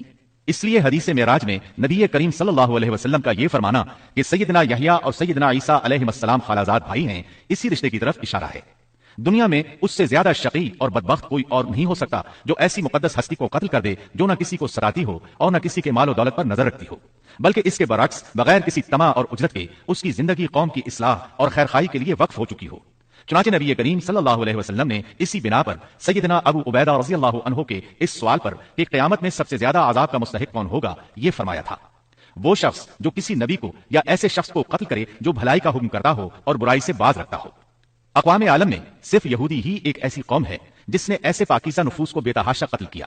اللہ رب العزت سورہ بقرہ آیت 61 میں فرماتا ہے، اور وہ نبیوں کو ناحق قتل کرتے تھے۔ انسان کو اللہ کے فضل و کرم سے کسی بھی وقت اور کسی بھی حالت میں نا امید نہیں ہونا چاہیے، مایوسی کو پاس نہیں آنے دینا چاہیے۔ کبھی ایسا بھی ہوتا ہے کہ انسان پورے خلوص اور پوری دل جمعی کے ساتھ دعائیں کرتا ہے اور مسلسل کرتا رہتا ہے، لیکن اس کے باوجود بھی مقصد حاصل نہیں ہوتا۔ لیکن اس کا یہ مطلب ہرگز نہیں کہ اللہ دعائیں سن نہیں رہا یا قبول نہیں کر رہا۔ اس قسم کی مایوسی اور خیالات کو کفر قرار دیا گیا ہے۔ اللہ تعالیٰ نے گزشتہ قوموں کے سنگین حالات بیان کیے ہیں۔ ان قوموں کی جان و مال میں ایسے حادثات اور پے در پے ایسی مصیبتیں پیش آئیں کہ اہل ایمان اور ان کے نبی پکار اٹھے، اللہ کی مدد کب آئے گی؟ ایسی سخت گھڑیاں خوشیوں کا پیش خیمہ ہوا کرتی ہیں اور مصیبتوں کا دور ختم ہو جاتا ہے۔ جو لوگ اللہ کی قضاء و قدر پر بھروسہ رکھتے ہیں وہ ایسے لمحات میں مصیبتوں کی دلدل سے نکل جاتے ہیں اور انہیں اللہ تعالیٰ کی طرف سے ایک نئی زندگی عطا کی جاتی ہے۔ سیدنا زکریا علیہ السلام زندگی بھر نبوت کے وارث کے لیے بے چین رہے، لیکن اللہ تعالیٰ سے یہی حسن ظن رکھا کہ اے پروردگار میں آپ سے مانگ کر کبھی بے مراد نہیں رہا۔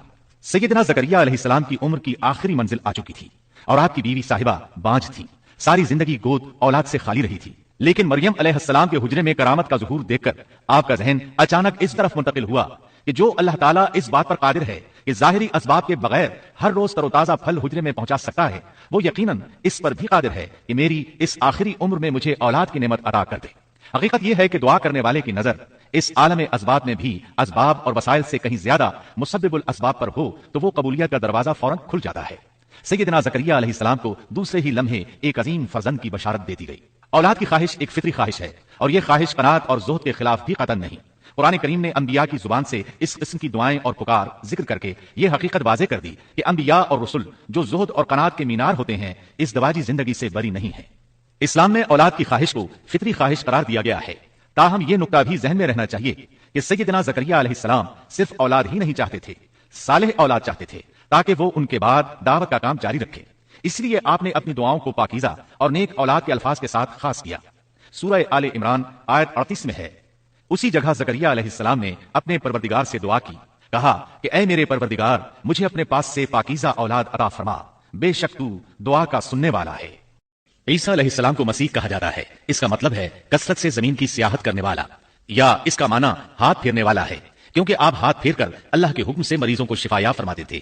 آپ کی پیدائش اللہ تعالیٰ کا ایک بہت عظیم معجزہ ہے۔ اللہ تعالیٰ سورہ مریم آیات 16 تا 23 میں فرماتے ہیں، واذكر في الكتاب مريم إذ انتبذت من أهلها مكانا شرقيا فاتخذت من دونهم حجابا فأرسلنا إليها روحنا فتمثل لها بشرا سويا قالت إني أعوذ بالرحمن منك إن كنت تقيا قال إنما أنا رسول ربك لأهب لك غلاما زكيا قالت أنا يكون لي غلام ولم يمسسني بشر ولم أك بغيا قال كذلك قال ربك هو علي هين ولنجعله آية للناس ورحمة منا وكان أمرا مقضيا فحملته فانتبذت به مكانا قصيا فأجاءها المخاض إلى جذع النخلة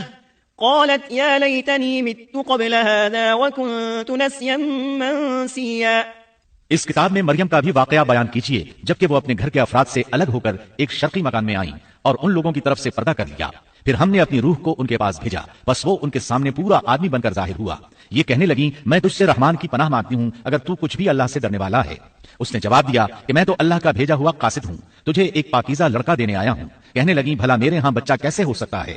مجھے تو کسی انسان کا ہاتھ تک نہیں لگا اور نہ میں بدکار ہوں۔ اس نے کہا بات تو یہی ہے، لیکن تیرے پروردگار کا ارشاد ہے کہ وہ مجھ پر بہت ہی آسان ہے، ہم تو اسے لوگوں کے لیے ایک نشانی بنا دیں گے اور اپنی خاص رحمت۔ یہ تو ایک طے شدہ بات ہے۔ بس وہ حمل سے ہو گئیں اور اسی وجہ سے وہ یکسو ہو کر ایک دور کی جگہ چلی گئیں۔ پھر درد ذہ اسے ایک کھجور کے تنے کے نیچے لے آیا اور بے ساختہ زبان سے نکل گیا کہ کاش میں اس سے پہلے ہی مر گئی ہوتی اور لوگوں کی یاد سے بھی بھولی بسری ہو جاتی۔ سیدہ مریم بہت عبادت گزار تھی، انہوں نے اپنے اور لوگوں کے درمیان آڑ بنا لی تھی، انہیں کھانا بھی پردے کے پیچھے سے پکڑایا جاتا، اللہ تعالیٰ کی طرف سے بھی انہیں خاص رزق مل رہا تھا۔ اس حالت میں جبریل علیہ السلام ان کے پاس آئے، انہوں نے ان کے گریبان میں اللہ کے حکم سے پھونک ماری، اس سے انہیں حمل ٹھہر گیا۔ ولادت کا وقت آیا تو آپ لوگوں سے بہت دور یعنی بیت اللہ چلی گئیں، وہیں انہیں درد ذہ شروع ہوا، تب کہنے لگی کاش میں اس سے پہلے مر جاتی۔ اللہ تعالیٰ کی طرف سے ارشاد ہوا، سورہ مریم آیات 24 تا 28 میں ہے، فناداها من تحتها ألا تحزني قد جعل ربك تحتك سريا وهزي إليك بجذع النخلة تساقط عليك رطبا جنيا فكلي واشربي وقري عينا فإما ترين من البشر أحدا فقولي إني نذرت للرحمن صوما فلن أكلم اليوم إنسيا فأتت به قومها تحمله قالوا يا مريم لقد جئت شيئا فريا يا أخت هارون ما كان أبوك امرأ سوء وما كانت أمك بغيا۔ اتنے میں اسے نیچے سے ہی آواز دی کہ آزردہ خاطر نہ ہو، تیرے رب نے تیرے پاؤں تلے ایک چشمہ جاری کر دیا ہے اور اس کھجور کے تنے کو اپنی طرف ہلا، یہ تیرے سامنے تر و تازہ پکی کھجوریں گرا دے گا۔ اب چین سے کھا پی اور آنکھیں ٹھنڈی رکھ، اگر تجھے کوئی انسان نظر پڑ جائے تو کہہ دینا کہ میں نے اللہ رحمان کے نام کا روزہ مان رکھا ہے، میں آج کسی شخص سے بات نہ کروں گی۔ اب عیسیٰ کو لیے ہوئے وہ اپنی قوم کے پاس آئیں، سب کہنے لگے مریم تو نے بڑی بری حرکت کی، اے ہارون کی بہن، نہ تو تیرا باپ برا آدمی تھا اور نہ تیری ماں بدکار تھی۔ یہاں ہارون سے مراد موسیٰ علیہ السلام کے بھائی ہارون علیہ السلام مراد نہیں، بلکہ مریم علیہ السلام کے ایک بھائی کا نام ہارون تھا۔ قوم کی باتیں سن کر مریم علیہ السلام خاموش رہی اور بچے کی طرف اشارہ کر دیا کہ اس سے بات کر لو۔ وہ کہنے لگے بھلا گود کا بچہ کیسے بات کر سکتا ہے؟ سورہ مریم آیت 29 میں ہے، فأشارت إليه قالوا كيف نكلم من كان في المهد صبيا۔ مریم نے اپنے بچے کی طرف اشارہ کیا، سب کہنے لگے لو بھلا ہم گود کے بچے سے کیسے بات کریں؟ اس وقت عظیم معجزہ رونما ہوا، سورہ مریم آیت 30 تا 33 میں ہے، قال إني عبد الله آتاني الكتاب وجعلني نبيا وجعلني مباركا أينما كنت وأوصاني بالصلاة والزكاة ما دمت حيا وبرا بوالدتي ولم يجعلني جبارا شقيا والسلام علي يوم ولدت ويوم أموت ويوم أبعث حيا۔ بچہ بول اٹھا میں اللہ تعالیٰ کا بندہ ہوں، اس نے مجھے کتاب عطا فرمائی اور مجھے اپنا پیغمبر بنایا ہے اور اس نے مجھے بابرکت کیا ہے جہاں بھی میں ہوں، اور اس نے مجھے نماز اور زکوٰۃ کا حکم دیا ہے جب تک بھی میں زندہ رہوں، اور اس نے مجھے اپنی والدہ کا خدمت گزار بنایا ہے اور مجھے سرکش اور بدبخت نہیں کیا، اور مجھ پر میری پیدائش کے دن اور میری موت کے دن اور جس دن کے میں دوبارہ زندہ کھڑا کیا جاؤں گا سلام ہی سلام ہے۔ اللہ تعالیٰ نے عیسیٰ علیہ السلام کی اس گفتگو کے بعد فرمایا، ذلك عيسى ابن مريم قول الحق الذي فيه يمترون ما كان لله أن يتخذ من ولد سبحانه إذا قضى أمرا فإنما يقول له كن فيكون وإن الله ربي وربكم فاعبدوه هذا صراط مستقيم۔ یہ ہے صحیح واقعہ عیسیٰ ابن مریم کا، یہی وہ حق بات ہے جس میں لوگ شک و شبہ میں مبتلا ہیں۔ اللہ کے لیے اولاد کا ہونا لائق نہیں، وہ تو بالکل پاک ذات ہے، وہ تو جب کسی کام کے سر انجام دینے کا ارادہ کرتا ہے تو اسے کہہ دیتا ہے کہ ہو جا، وہ اسی وقت ہو جاتا ہے۔ میرا اور تم سب کا پروردگار صرف اللہ ہی ہے، تم سب اسی کی عبادت کرو، یہی سیدھی راہ ہے۔ اس طرح عیسیٰ علیہ السلام کی ولادت بغیر باپ کے ہوئی۔ اس معجزے کے بعد کئی فرقے گمراہ ہوئے اور کہا کہ مریم اللہ تعالیٰ کی بیوی ہے۔ اس بات کی تردید کرتے ہوئے اللہ تعالیٰ سورۃ الجن آیت 3 میں فرماتے ہیں، وَأَنَّهُ تَعَالَى جَدُّ رَبِّنَا مَا اتَّخَذَ صَاحِبَةً وَلَا وَلَدًا۔ اور بے شک ہمارے رب کی بڑی بلند شان ہے، نہ اس نے کسی کو اپنی بیوی بنایا ہے نہ بیٹا۔ اللہ تعالیٰ سورۃ المائدہ آیات 72 تا 75 میں فرماتے ہیں، لقد كفر الذين قالوا إن الله هو المسيح ابن مريم وقال المسيح يا بني إسرائيل اعبدوا الله ربي وربكم إنه من يشرك بالله فقد حرم الله عليه الجنة ومأواه النار وما للظالمين من أنصار لقد كفر الذين قالوا إن الله ثالث ثلاثة وما من إله إلا إله واحد وَإِن لَّمْ يَنْتَهُوا عَمَّا يَقُولُونَ لَيَمَسَّنَّ الَّذِينَ كَفَرُوا مِنْهُمْ عَذَابٌ أَلِيمٌ أَفَلَا يَتُوبُونَ إِلَى اللَّهِ وَيَسْتَغْفِرُونَهُ وَاللَّهُ غَفُورٌ رَّحِيمٌ مَا الْمَسِيحُ ابْنُ مَرْيَمَ إِلَّا رَسُولٌ قَدْ خَلَتْ مِن قَبْلِهِ الرُّسُلُ وَأُمُّهُ صِدِّيقَةٌ كَانَا يَأْكُلَانِ الطَّعَامَ انظر كيف نبين لهم الآيات ثم انظر أنا يؤفكون۔ بے شک وہ لوگ کافر ہو گئے جن کا قول ہے کہ مسیح ابن مریم ہی اللہ ہے، حالانکہ خود مسیح نے ان سے کہا تھا کہ اے بنی اسرائیل، اللہ ہی کی عبادت کرو جو میرا اور تمہارا سب کا رب ہے۔ یقین مانو کہ جو شخص اللہ کے ساتھ شریک ٹھہراتا ہے اللہ تعالیٰ نے اس پر جنت حرام کر دی ہے، اس کا ٹھکانہ جہنم ہی ہے، اور گناہ گاروں کی مدد کرنے والا کوئی نہ ہوگا۔ وہ لوگ بھی یقیناً کافر ہو گئے جنہوں نے کہا اللہ تین میں سے تیسرا ہے۔ دراصل اللہ تعالیٰ کے سوا کوئی معبود نہیں۔ اگر یہ لوگ اپنے اس قول سے باز نہ رہے تو ان میں سے جو کفر پر رہیں گے انہیں المناک عذاب ضرور پہنچیں گے۔ یہ لوگ اللہ تعالیٰ کی طرف کیوں نہیں جھکتے اور استغفار کیوں نہیں کرتے؟ اللہ تعالیٰ تو بہت ہی بخشنے والا اور بڑا ہی مہربان ہے۔ مسیح ابن مریم سوائے پیغمبر ہونے کے اور کچھ بھی نہیں۔ ان سے پہلے بھی بہت سے پیغمبر گزر چکے ہیں۔ ان کی والدہ ایک راست باز عورت تھیں، دونوں ماں بیٹا کھانا بھی کھایا کرتے تھے۔ آپ دیکھیے کہ کس طرح ہم ان کے سامنے دلیلیں رکھتے ہیں، پھر غور کیجیے کہ کس طرح وہ پھرے جاتے ہیں۔ اللہ تعالیٰ نے ان آیات میں عیسائیوں کے عقیدے کا رد کیا ہے، کیونکہ وہ مریم اور عیسیٰ علیہ السلام کو بھی اللہ کا حصہ مانتے ہیں۔ سورہ اخلاص میں بھی ان کے عقیدے کا ان الفاظ میں رد کیا گیا ہے۔ آپ کہہ دیجئے وہ اللہ ایک ہے، اللہ بے نیاز ہے، نہ اس سے کوئی پیدا ہوا اور نہ وہ کسی سے پیدا ہوا، اور نہ کوئی اس کا ہمسر ہے۔ لوگوں نے جب مریم علیہ السلام پر تہمت لگائی، انہیں بدکار کہا، تب اللہ نے فرمایا، سورۃ النساء آیت 156 میں ہے، وَبِكُفْرِهِمْ وَقَوْلِهِمْ عَلَى مَرْيَمَ بُهْتَانًا عَظِيمًا، اور ان کے کفر کے باعث اور مریم پر بہت بڑا بہتان باندھنے کے باعث ہم نے ان پر لعنت کی۔ اسی طرح سورہ آل عمران آیت 59 میں اللہ تعالیٰ فرماتے ہیں، إِنَّ مَثَلَ عِيسَى عِندَ اللَّهِ كَمَثَلِ آدَمَ خَلَقَهُ مِن تُرَابٍ ثُمَّ قَالَ لَهُ كُن فَيَكُونُ۔ اللہ کے نزدیک عیسیٰ کی مثال ہو بہو آدم کی مثال ہے، جسے مٹی سے پیدا کر کے کہہ دیا کہ ہو جا، بس وہ ہو گیا۔ عیسائیوں کا مریم اور عیسیٰ علیہ السلام کے بارے میں یہ بہت بڑا جھوٹ ہے کہ عیسیٰ علیہ السلام اللہ کے بیٹے اور مریم اللہ کی بیوی ہیں۔ اللہ تعالیٰ سورہ مریم آیت 88 تا 95 میں فرماتے ہیں، وقالوا اتخذ الرحمن ولدا لقد جئتم شيئا إدا تكاد السماوات يتفطرن منه وتنشق الأرض وتخر الجبال هدا أن دعوا للرحمن ولدا وما ينبغي للرحمن أن يتخذ ولدا إن كل من في السماوات والأرض إلا آتي الرحمن عبدا لقد أحصاهم وعدهم عدا وكلهم آتيه يوم القيامة فردا۔ ان کا قول تو یہ ہے کہ اللہ رحمان نے بھی اولاد اختیار کی ہے۔ یقیناً تم بہت بری اور بھاری چیز لائے ہو۔ قریب ہے کہ اس بہتان کی وجہ سے آسمان پھٹ جائیں اور زمین شق ہو جائے اور پہاڑ ریزہ ریزہ ہو جائیں کہ وہ رحمان کی اولاد ثابت کرنے بیٹھیں۔ شان رحمان کے لائق نہیں کہ وہ اولاد رکھے۔ آسمانوں اور زمین میں جو بھی ہیں سب کے سب اللہ کے غلام بن کر ہی آنے والے ہیں۔ ان سب کو اس نے گھیر رکھا ہے اور سب کو پوری طرح گن بھی رکھا ہے۔ یہ سارے کے سارے قیامت کے دن اکیلے اس کے پاس حاضر ہونے والے ہیں۔ اللہ تعالیٰ سورۃ الانعام آیت 101 میں فرماتے ہیں، بديع السماوات والأرض أنى يكون له ولد ولم تكن له صاحبة وخلق كل شيء وهو بكل شيء عليم۔ وہ آسمانوں اور زمین کا مجد ہے۔ اللہ تعالیٰ کے ہاں اولاد کہاں ہو سکتی ہے، حالانکہ اس کی کوئی بیوی تو ہے ہی نہیں، اور اللہ تعالیٰ نے ہر چیز کو پیدا کیا ہے اور وہ ہر چیز کو خوب جانتا ہے۔ اسی طرح اللہ تعالیٰ سورۃ الزخرف آیت 81 میں فرماتے ہیں، قل إن كان للرحمن ولد فأنا أول العابدين۔ آپ کہہ دیجئے کہ اگر بالفرض رحمان کی اولاد ہوتی تو میں سب سے پہلے عبادت کرنے والا ہوتا۔ مطلب یہ کہ تم بغیر کسی دلیل کے ایسی بات کہے جا رہے ہو۔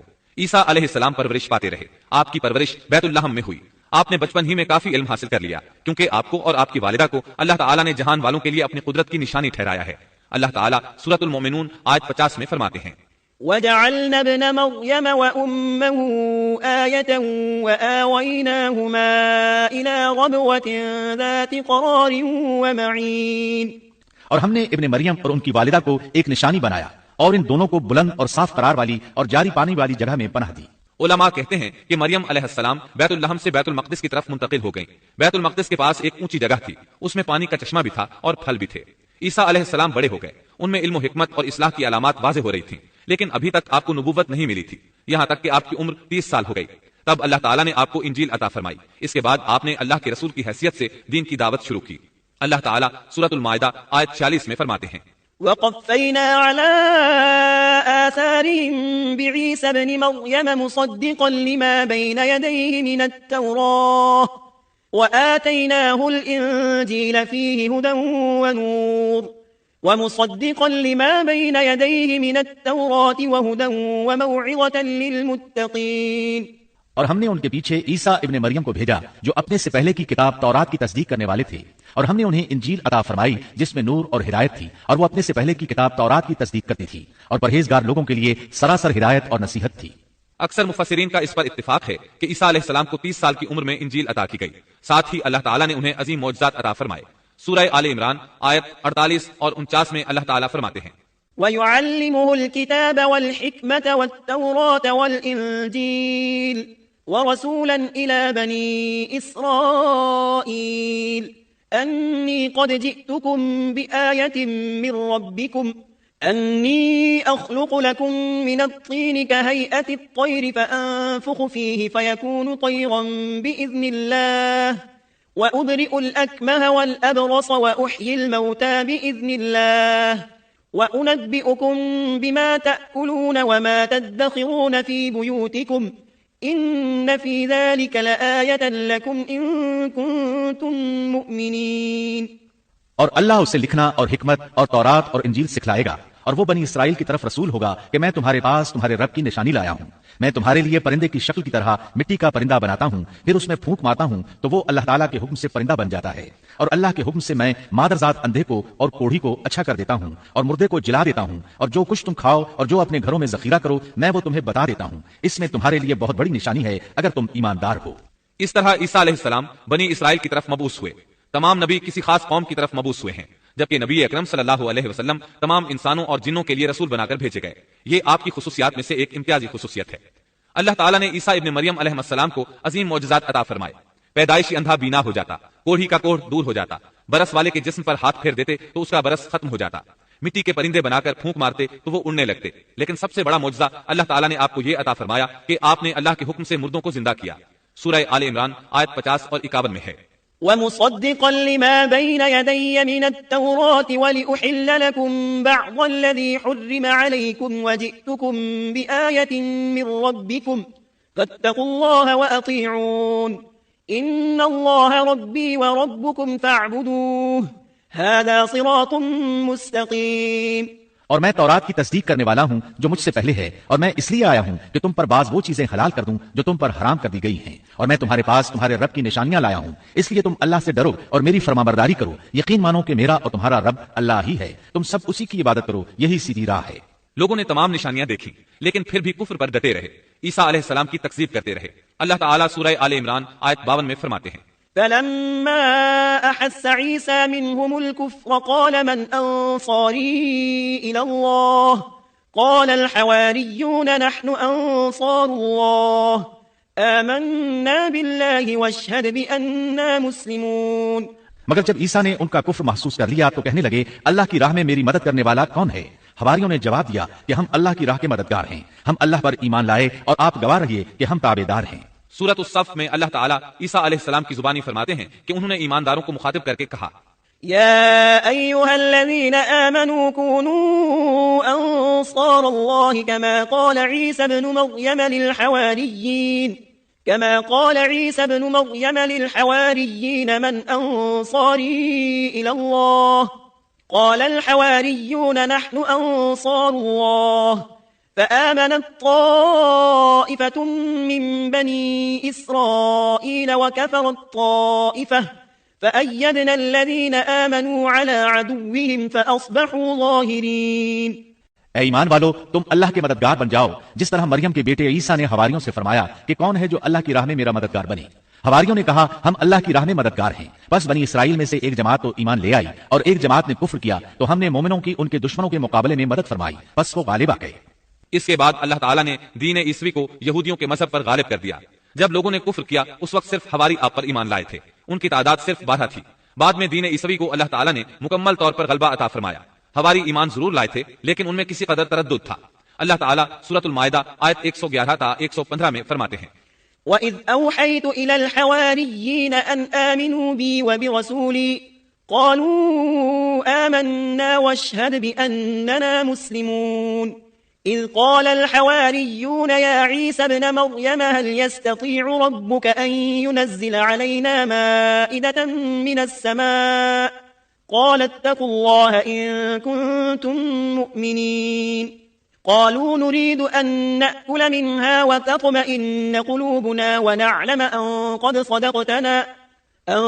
صدقتنا ونكون عليها من الشاهدين قال عيسى ابن مريم اللهم ربنا أنزل علينا مائدة من السماء تكون لنا عيدا لأولنا وآخرنا وآية منك وارزقنا وأنت خير الرازقين قال الله إني منزلها عليكم فمن يكفر بعد منكم فإني أعذبه عذابا لا أعذبه أحدا من العالمين.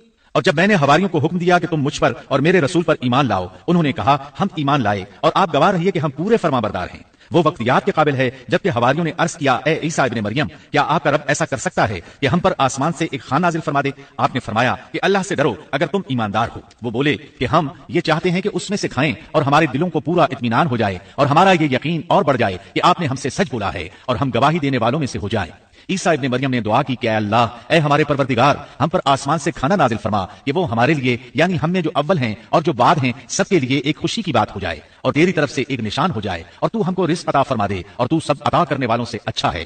حق تعالیٰ نے ارشاد فرمایا کہ میں وہ کھانا تم لوگوں پر نازل کرنے والا ہوں، پھر جو شخص تم میں سے اس کے بعد کفر کرے گا تو میں اس کو ایسی سزا دوں گا کہ وہ سزا دنیا جہان والوں میں سے کسی کو نہ دوں گا۔ اور یہ اللہ تعالیٰ کی سنت ہے کہ جب منہ مانگا معجزہ آ جائے اور اس کے بعد بھی لوگ کفر کریں تو وہ تمام لوگ ہلاک کر دیے جاتے ہیں۔ آخرکار وہ کھانا اترنے لگا، انہوں نے اس کھانے کو کھایا اور ایمان پر قائم رہے، البتہ ان میں سے ایک نے خیانت کی، اس کا ذکر آگے آئے گا۔ ان مسلسل معجزات کا لوگوں میں چرچا ہونے لگا۔ یہودی عالموں اور بادشاہوں کو اس بات کی فکر ستا رہی تھی کہ لوگ ان کی پیروی چھوڑ کر عیسیٰ ابن مریم علیہ السلام کے پیروکار بن رہے ہیں، گویا ان کی حکومت ڈگمگا رہی تھی، دنیاوی بادشاہت بھی ہاتھ سے نکل رہی تھی اور دینی امور کی قیادت سے بھی ہاتھ دھونے پڑ رہے تھے۔ یہ صورتحال دیکھ کر یہودی عالم یہودی بادشاہ کے پاس گئے، اسے عیسیٰ علیہ السلام کے بارے میں خوف زدہ کرنے لگے، کہنے لگے وہ خود کو یہود کا بادشاہ خیال کرتا ہے اور دعویٰ کر رہا ہے کہ جلد تم سے بادشاہت چھین لے گا۔ بادشاہ کو اپنی حکومت کی پڑ گئی، اس نے حکم دیا اسے سولی پر چڑھا دو۔ اس وقت سزا کا یہی طریقہ تھا، آدمی کو قتل نہیں کرتے تھے، سولی پر لٹکا دیا کرتے تھے، ہاتھوں پیروں میں کیل ٹھونک دیے جاتے تھے، اسی حالت میں لٹکا ہوا وہ ختم ہو جاتا تھا۔ اس طرح یہودیوں نے عیسیٰ علیہ السلام کے قتل کا پروگرام بنایا۔ یہ آپ کے رسول بننے کے 3 سال بعد کی بات ہے۔ انجیل متی کے مطابق یہودیوں نے جس شخص کو عیسیٰ علیہ السلام کے خلاف ابھارا تھا وہ روم کا گورنر تھا، اس کا نام پونتس پلاطس تھا۔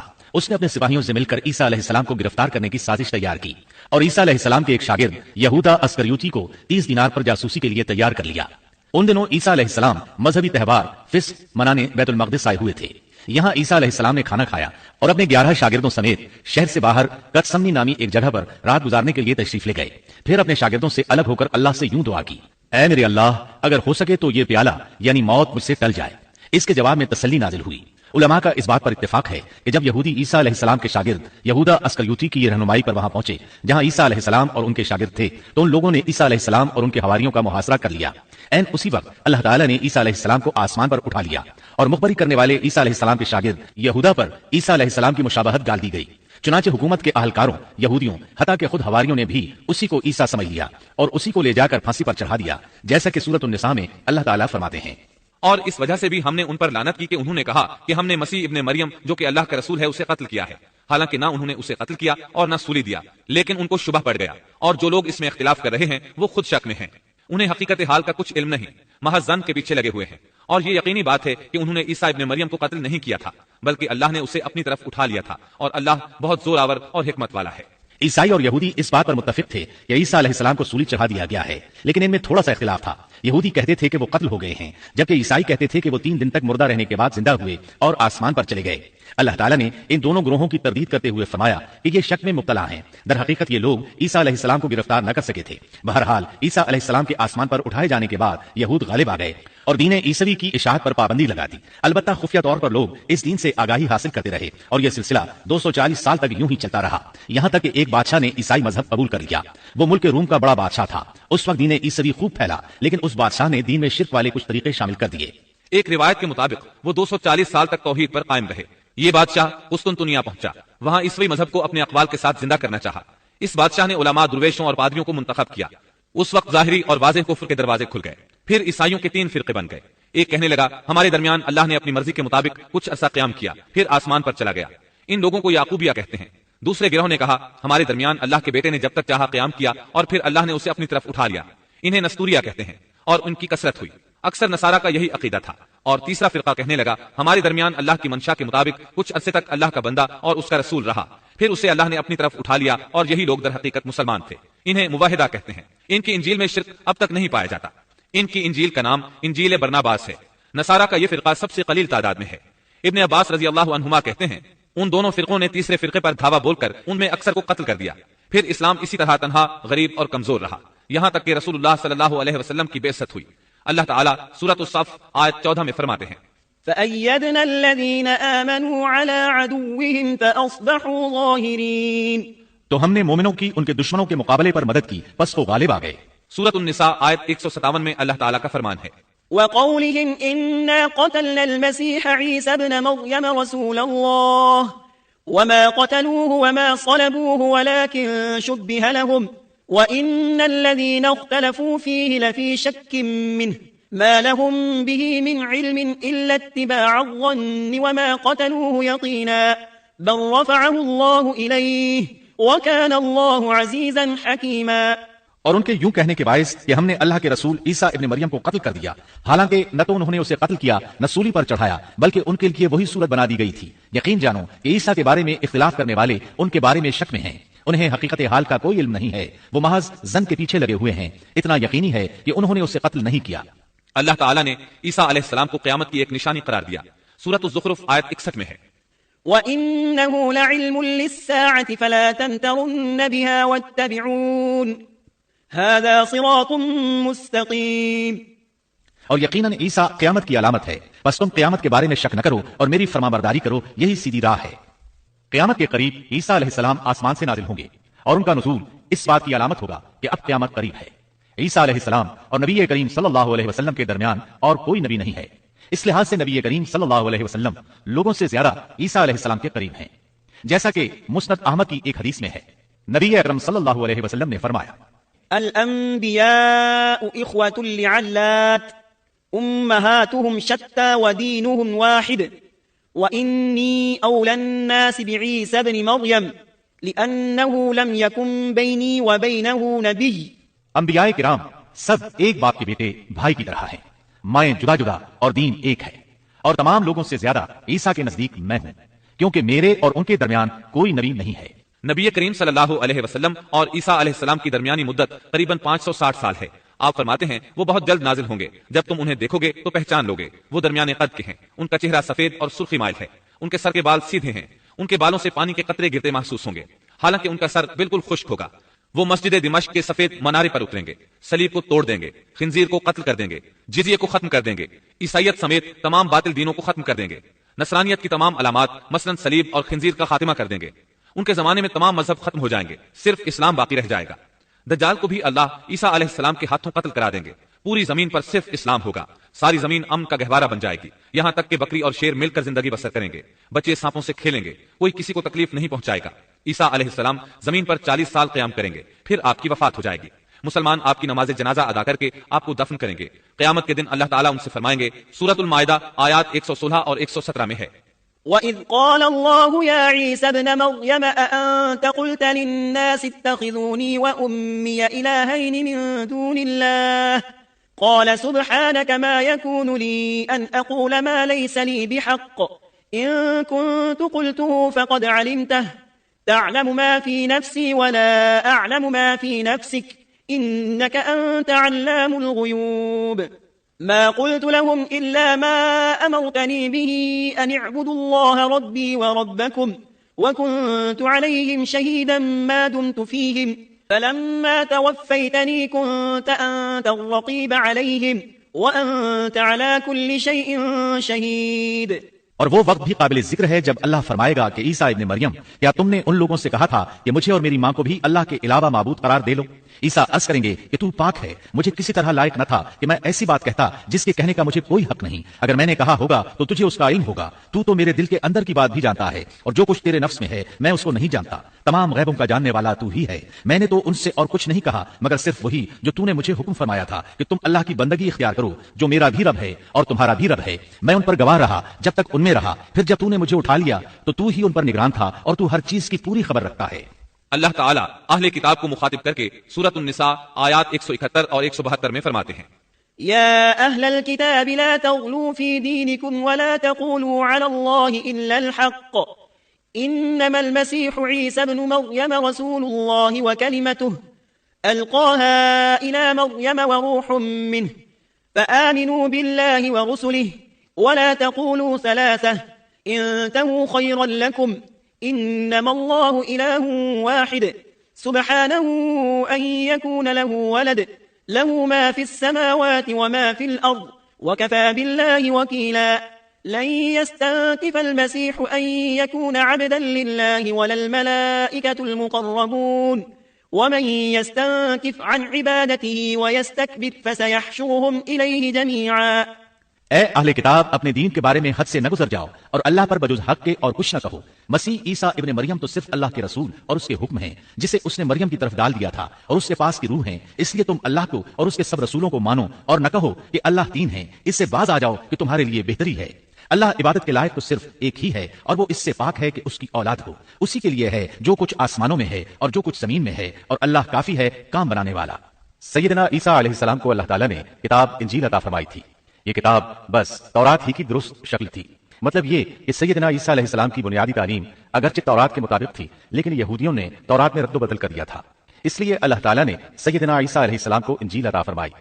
سیدنا عیسیٰ علیہ السلام کو نبوت ملی تو آپ نے ان سب کی اصلاح کی کوششیں شروع کی۔ اس وقت کے یہودی بھی 4 طبقات میں بٹ گئے تھے۔ ان کے عقائد وہ نہیں رہے تھے جو موسیٰ علیہ السلام نے انہیں دیے تھے۔ آپ نے ان سب کے عقائد کا جائزہ لیا اور ان کی اصلاح کے لیے اپنی زندگی وقف کر دی، لیکن ان بدبختوں نے آپ کی باتیں ماننے سے یکسر انکار کر دیا۔ نہ صرف یہ کہ تعلیمات کا انکار کیا بلکہ آپ کے دشمن بھی ہو گئے۔ سیدنا عیسیٰ علیہ السلام پر جو کتاب نازل ہوئی اس کا نام انجیل ہے، لیکن آج عیسائیوں کے ہاں 4 انجیلیں رائج ہیں۔ یہاں سوال یہ پیدا ہوتا ہے کہ موجودہ 4 انجیلیں وہی ہیں یا یہ سیدنا عیسیٰ علیہ السلام کے بعد تصنیف کی گئی ہیں؟ یہ ایک ایسا سوال ہے جو مدت سے سوال ہی چلا رہا ہے۔ عیسائی حضرات اس سوال کا جواب دینے سے قاصر ہیں۔ عیسائی عالم تک اس بات کا اقرار کرتے نظر آتے ہیں کہ ان میں سے کوئی ایک انجیل بھی مسیح علیہ السلام کی انجیل نہیں ہے اور نہ اس کا خالص ترجمہ ہے۔ موجودہ انجیلوں کے بارے میں عیسائیوں کے ہاں کوئی ایسی سند موجود نہیں جس کی بنا پر وہ کہہ سکیں کہ ان کی روایات کا سلسلہ سیدنا عیسیٰ علیہ السلام یا ان کے شاگردوں تک پہنچتا ہے۔ خود عیسائیت کی مذہبی تاریخ اس بات کی گواہ ہے کہ پہلی صدی عیسوی سے چوتھی صدی عیسوی کے شروع تک عیسائیوں میں 21 سے زیادہ انجیلیں الہامی یقین کی جاتی تھیں، لیکن 325 عیسوی میں ان میں سے 4 کو منتخب کر کے باقی کو غیر مستند قرار دے دیا گیا۔ 4 انجیلوں کا یہ انتخاب بھی کسی تاریخی یا علمی بنیاد پر نہیں کیا گیا تھا، بلکہ اس کے لیے ایک طرح کی فال نکالی گئی تھی۔ اس فال کو الہامی اشارہ سمجھ لیا گیا تھا۔ ان 4 انجیلوں میں متی کی انجیل سب سے قدیم گنی جاتی ہے۔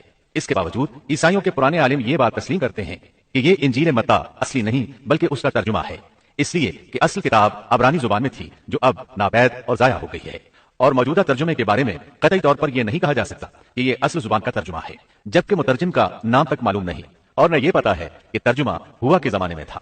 دوسری انجیل مرقس کی انجیل ہے۔ اس کے بارے میں مشہور عیسائی عالم پطرس گوماگ اپنی کتاب میں مرقس کے سوانح حیات پر لکھتا ہے کہ یہ نسلاً یہودی تھا اور عیسیٰ علیہ السلام کے حواری پطرس کا شاگرد تھا۔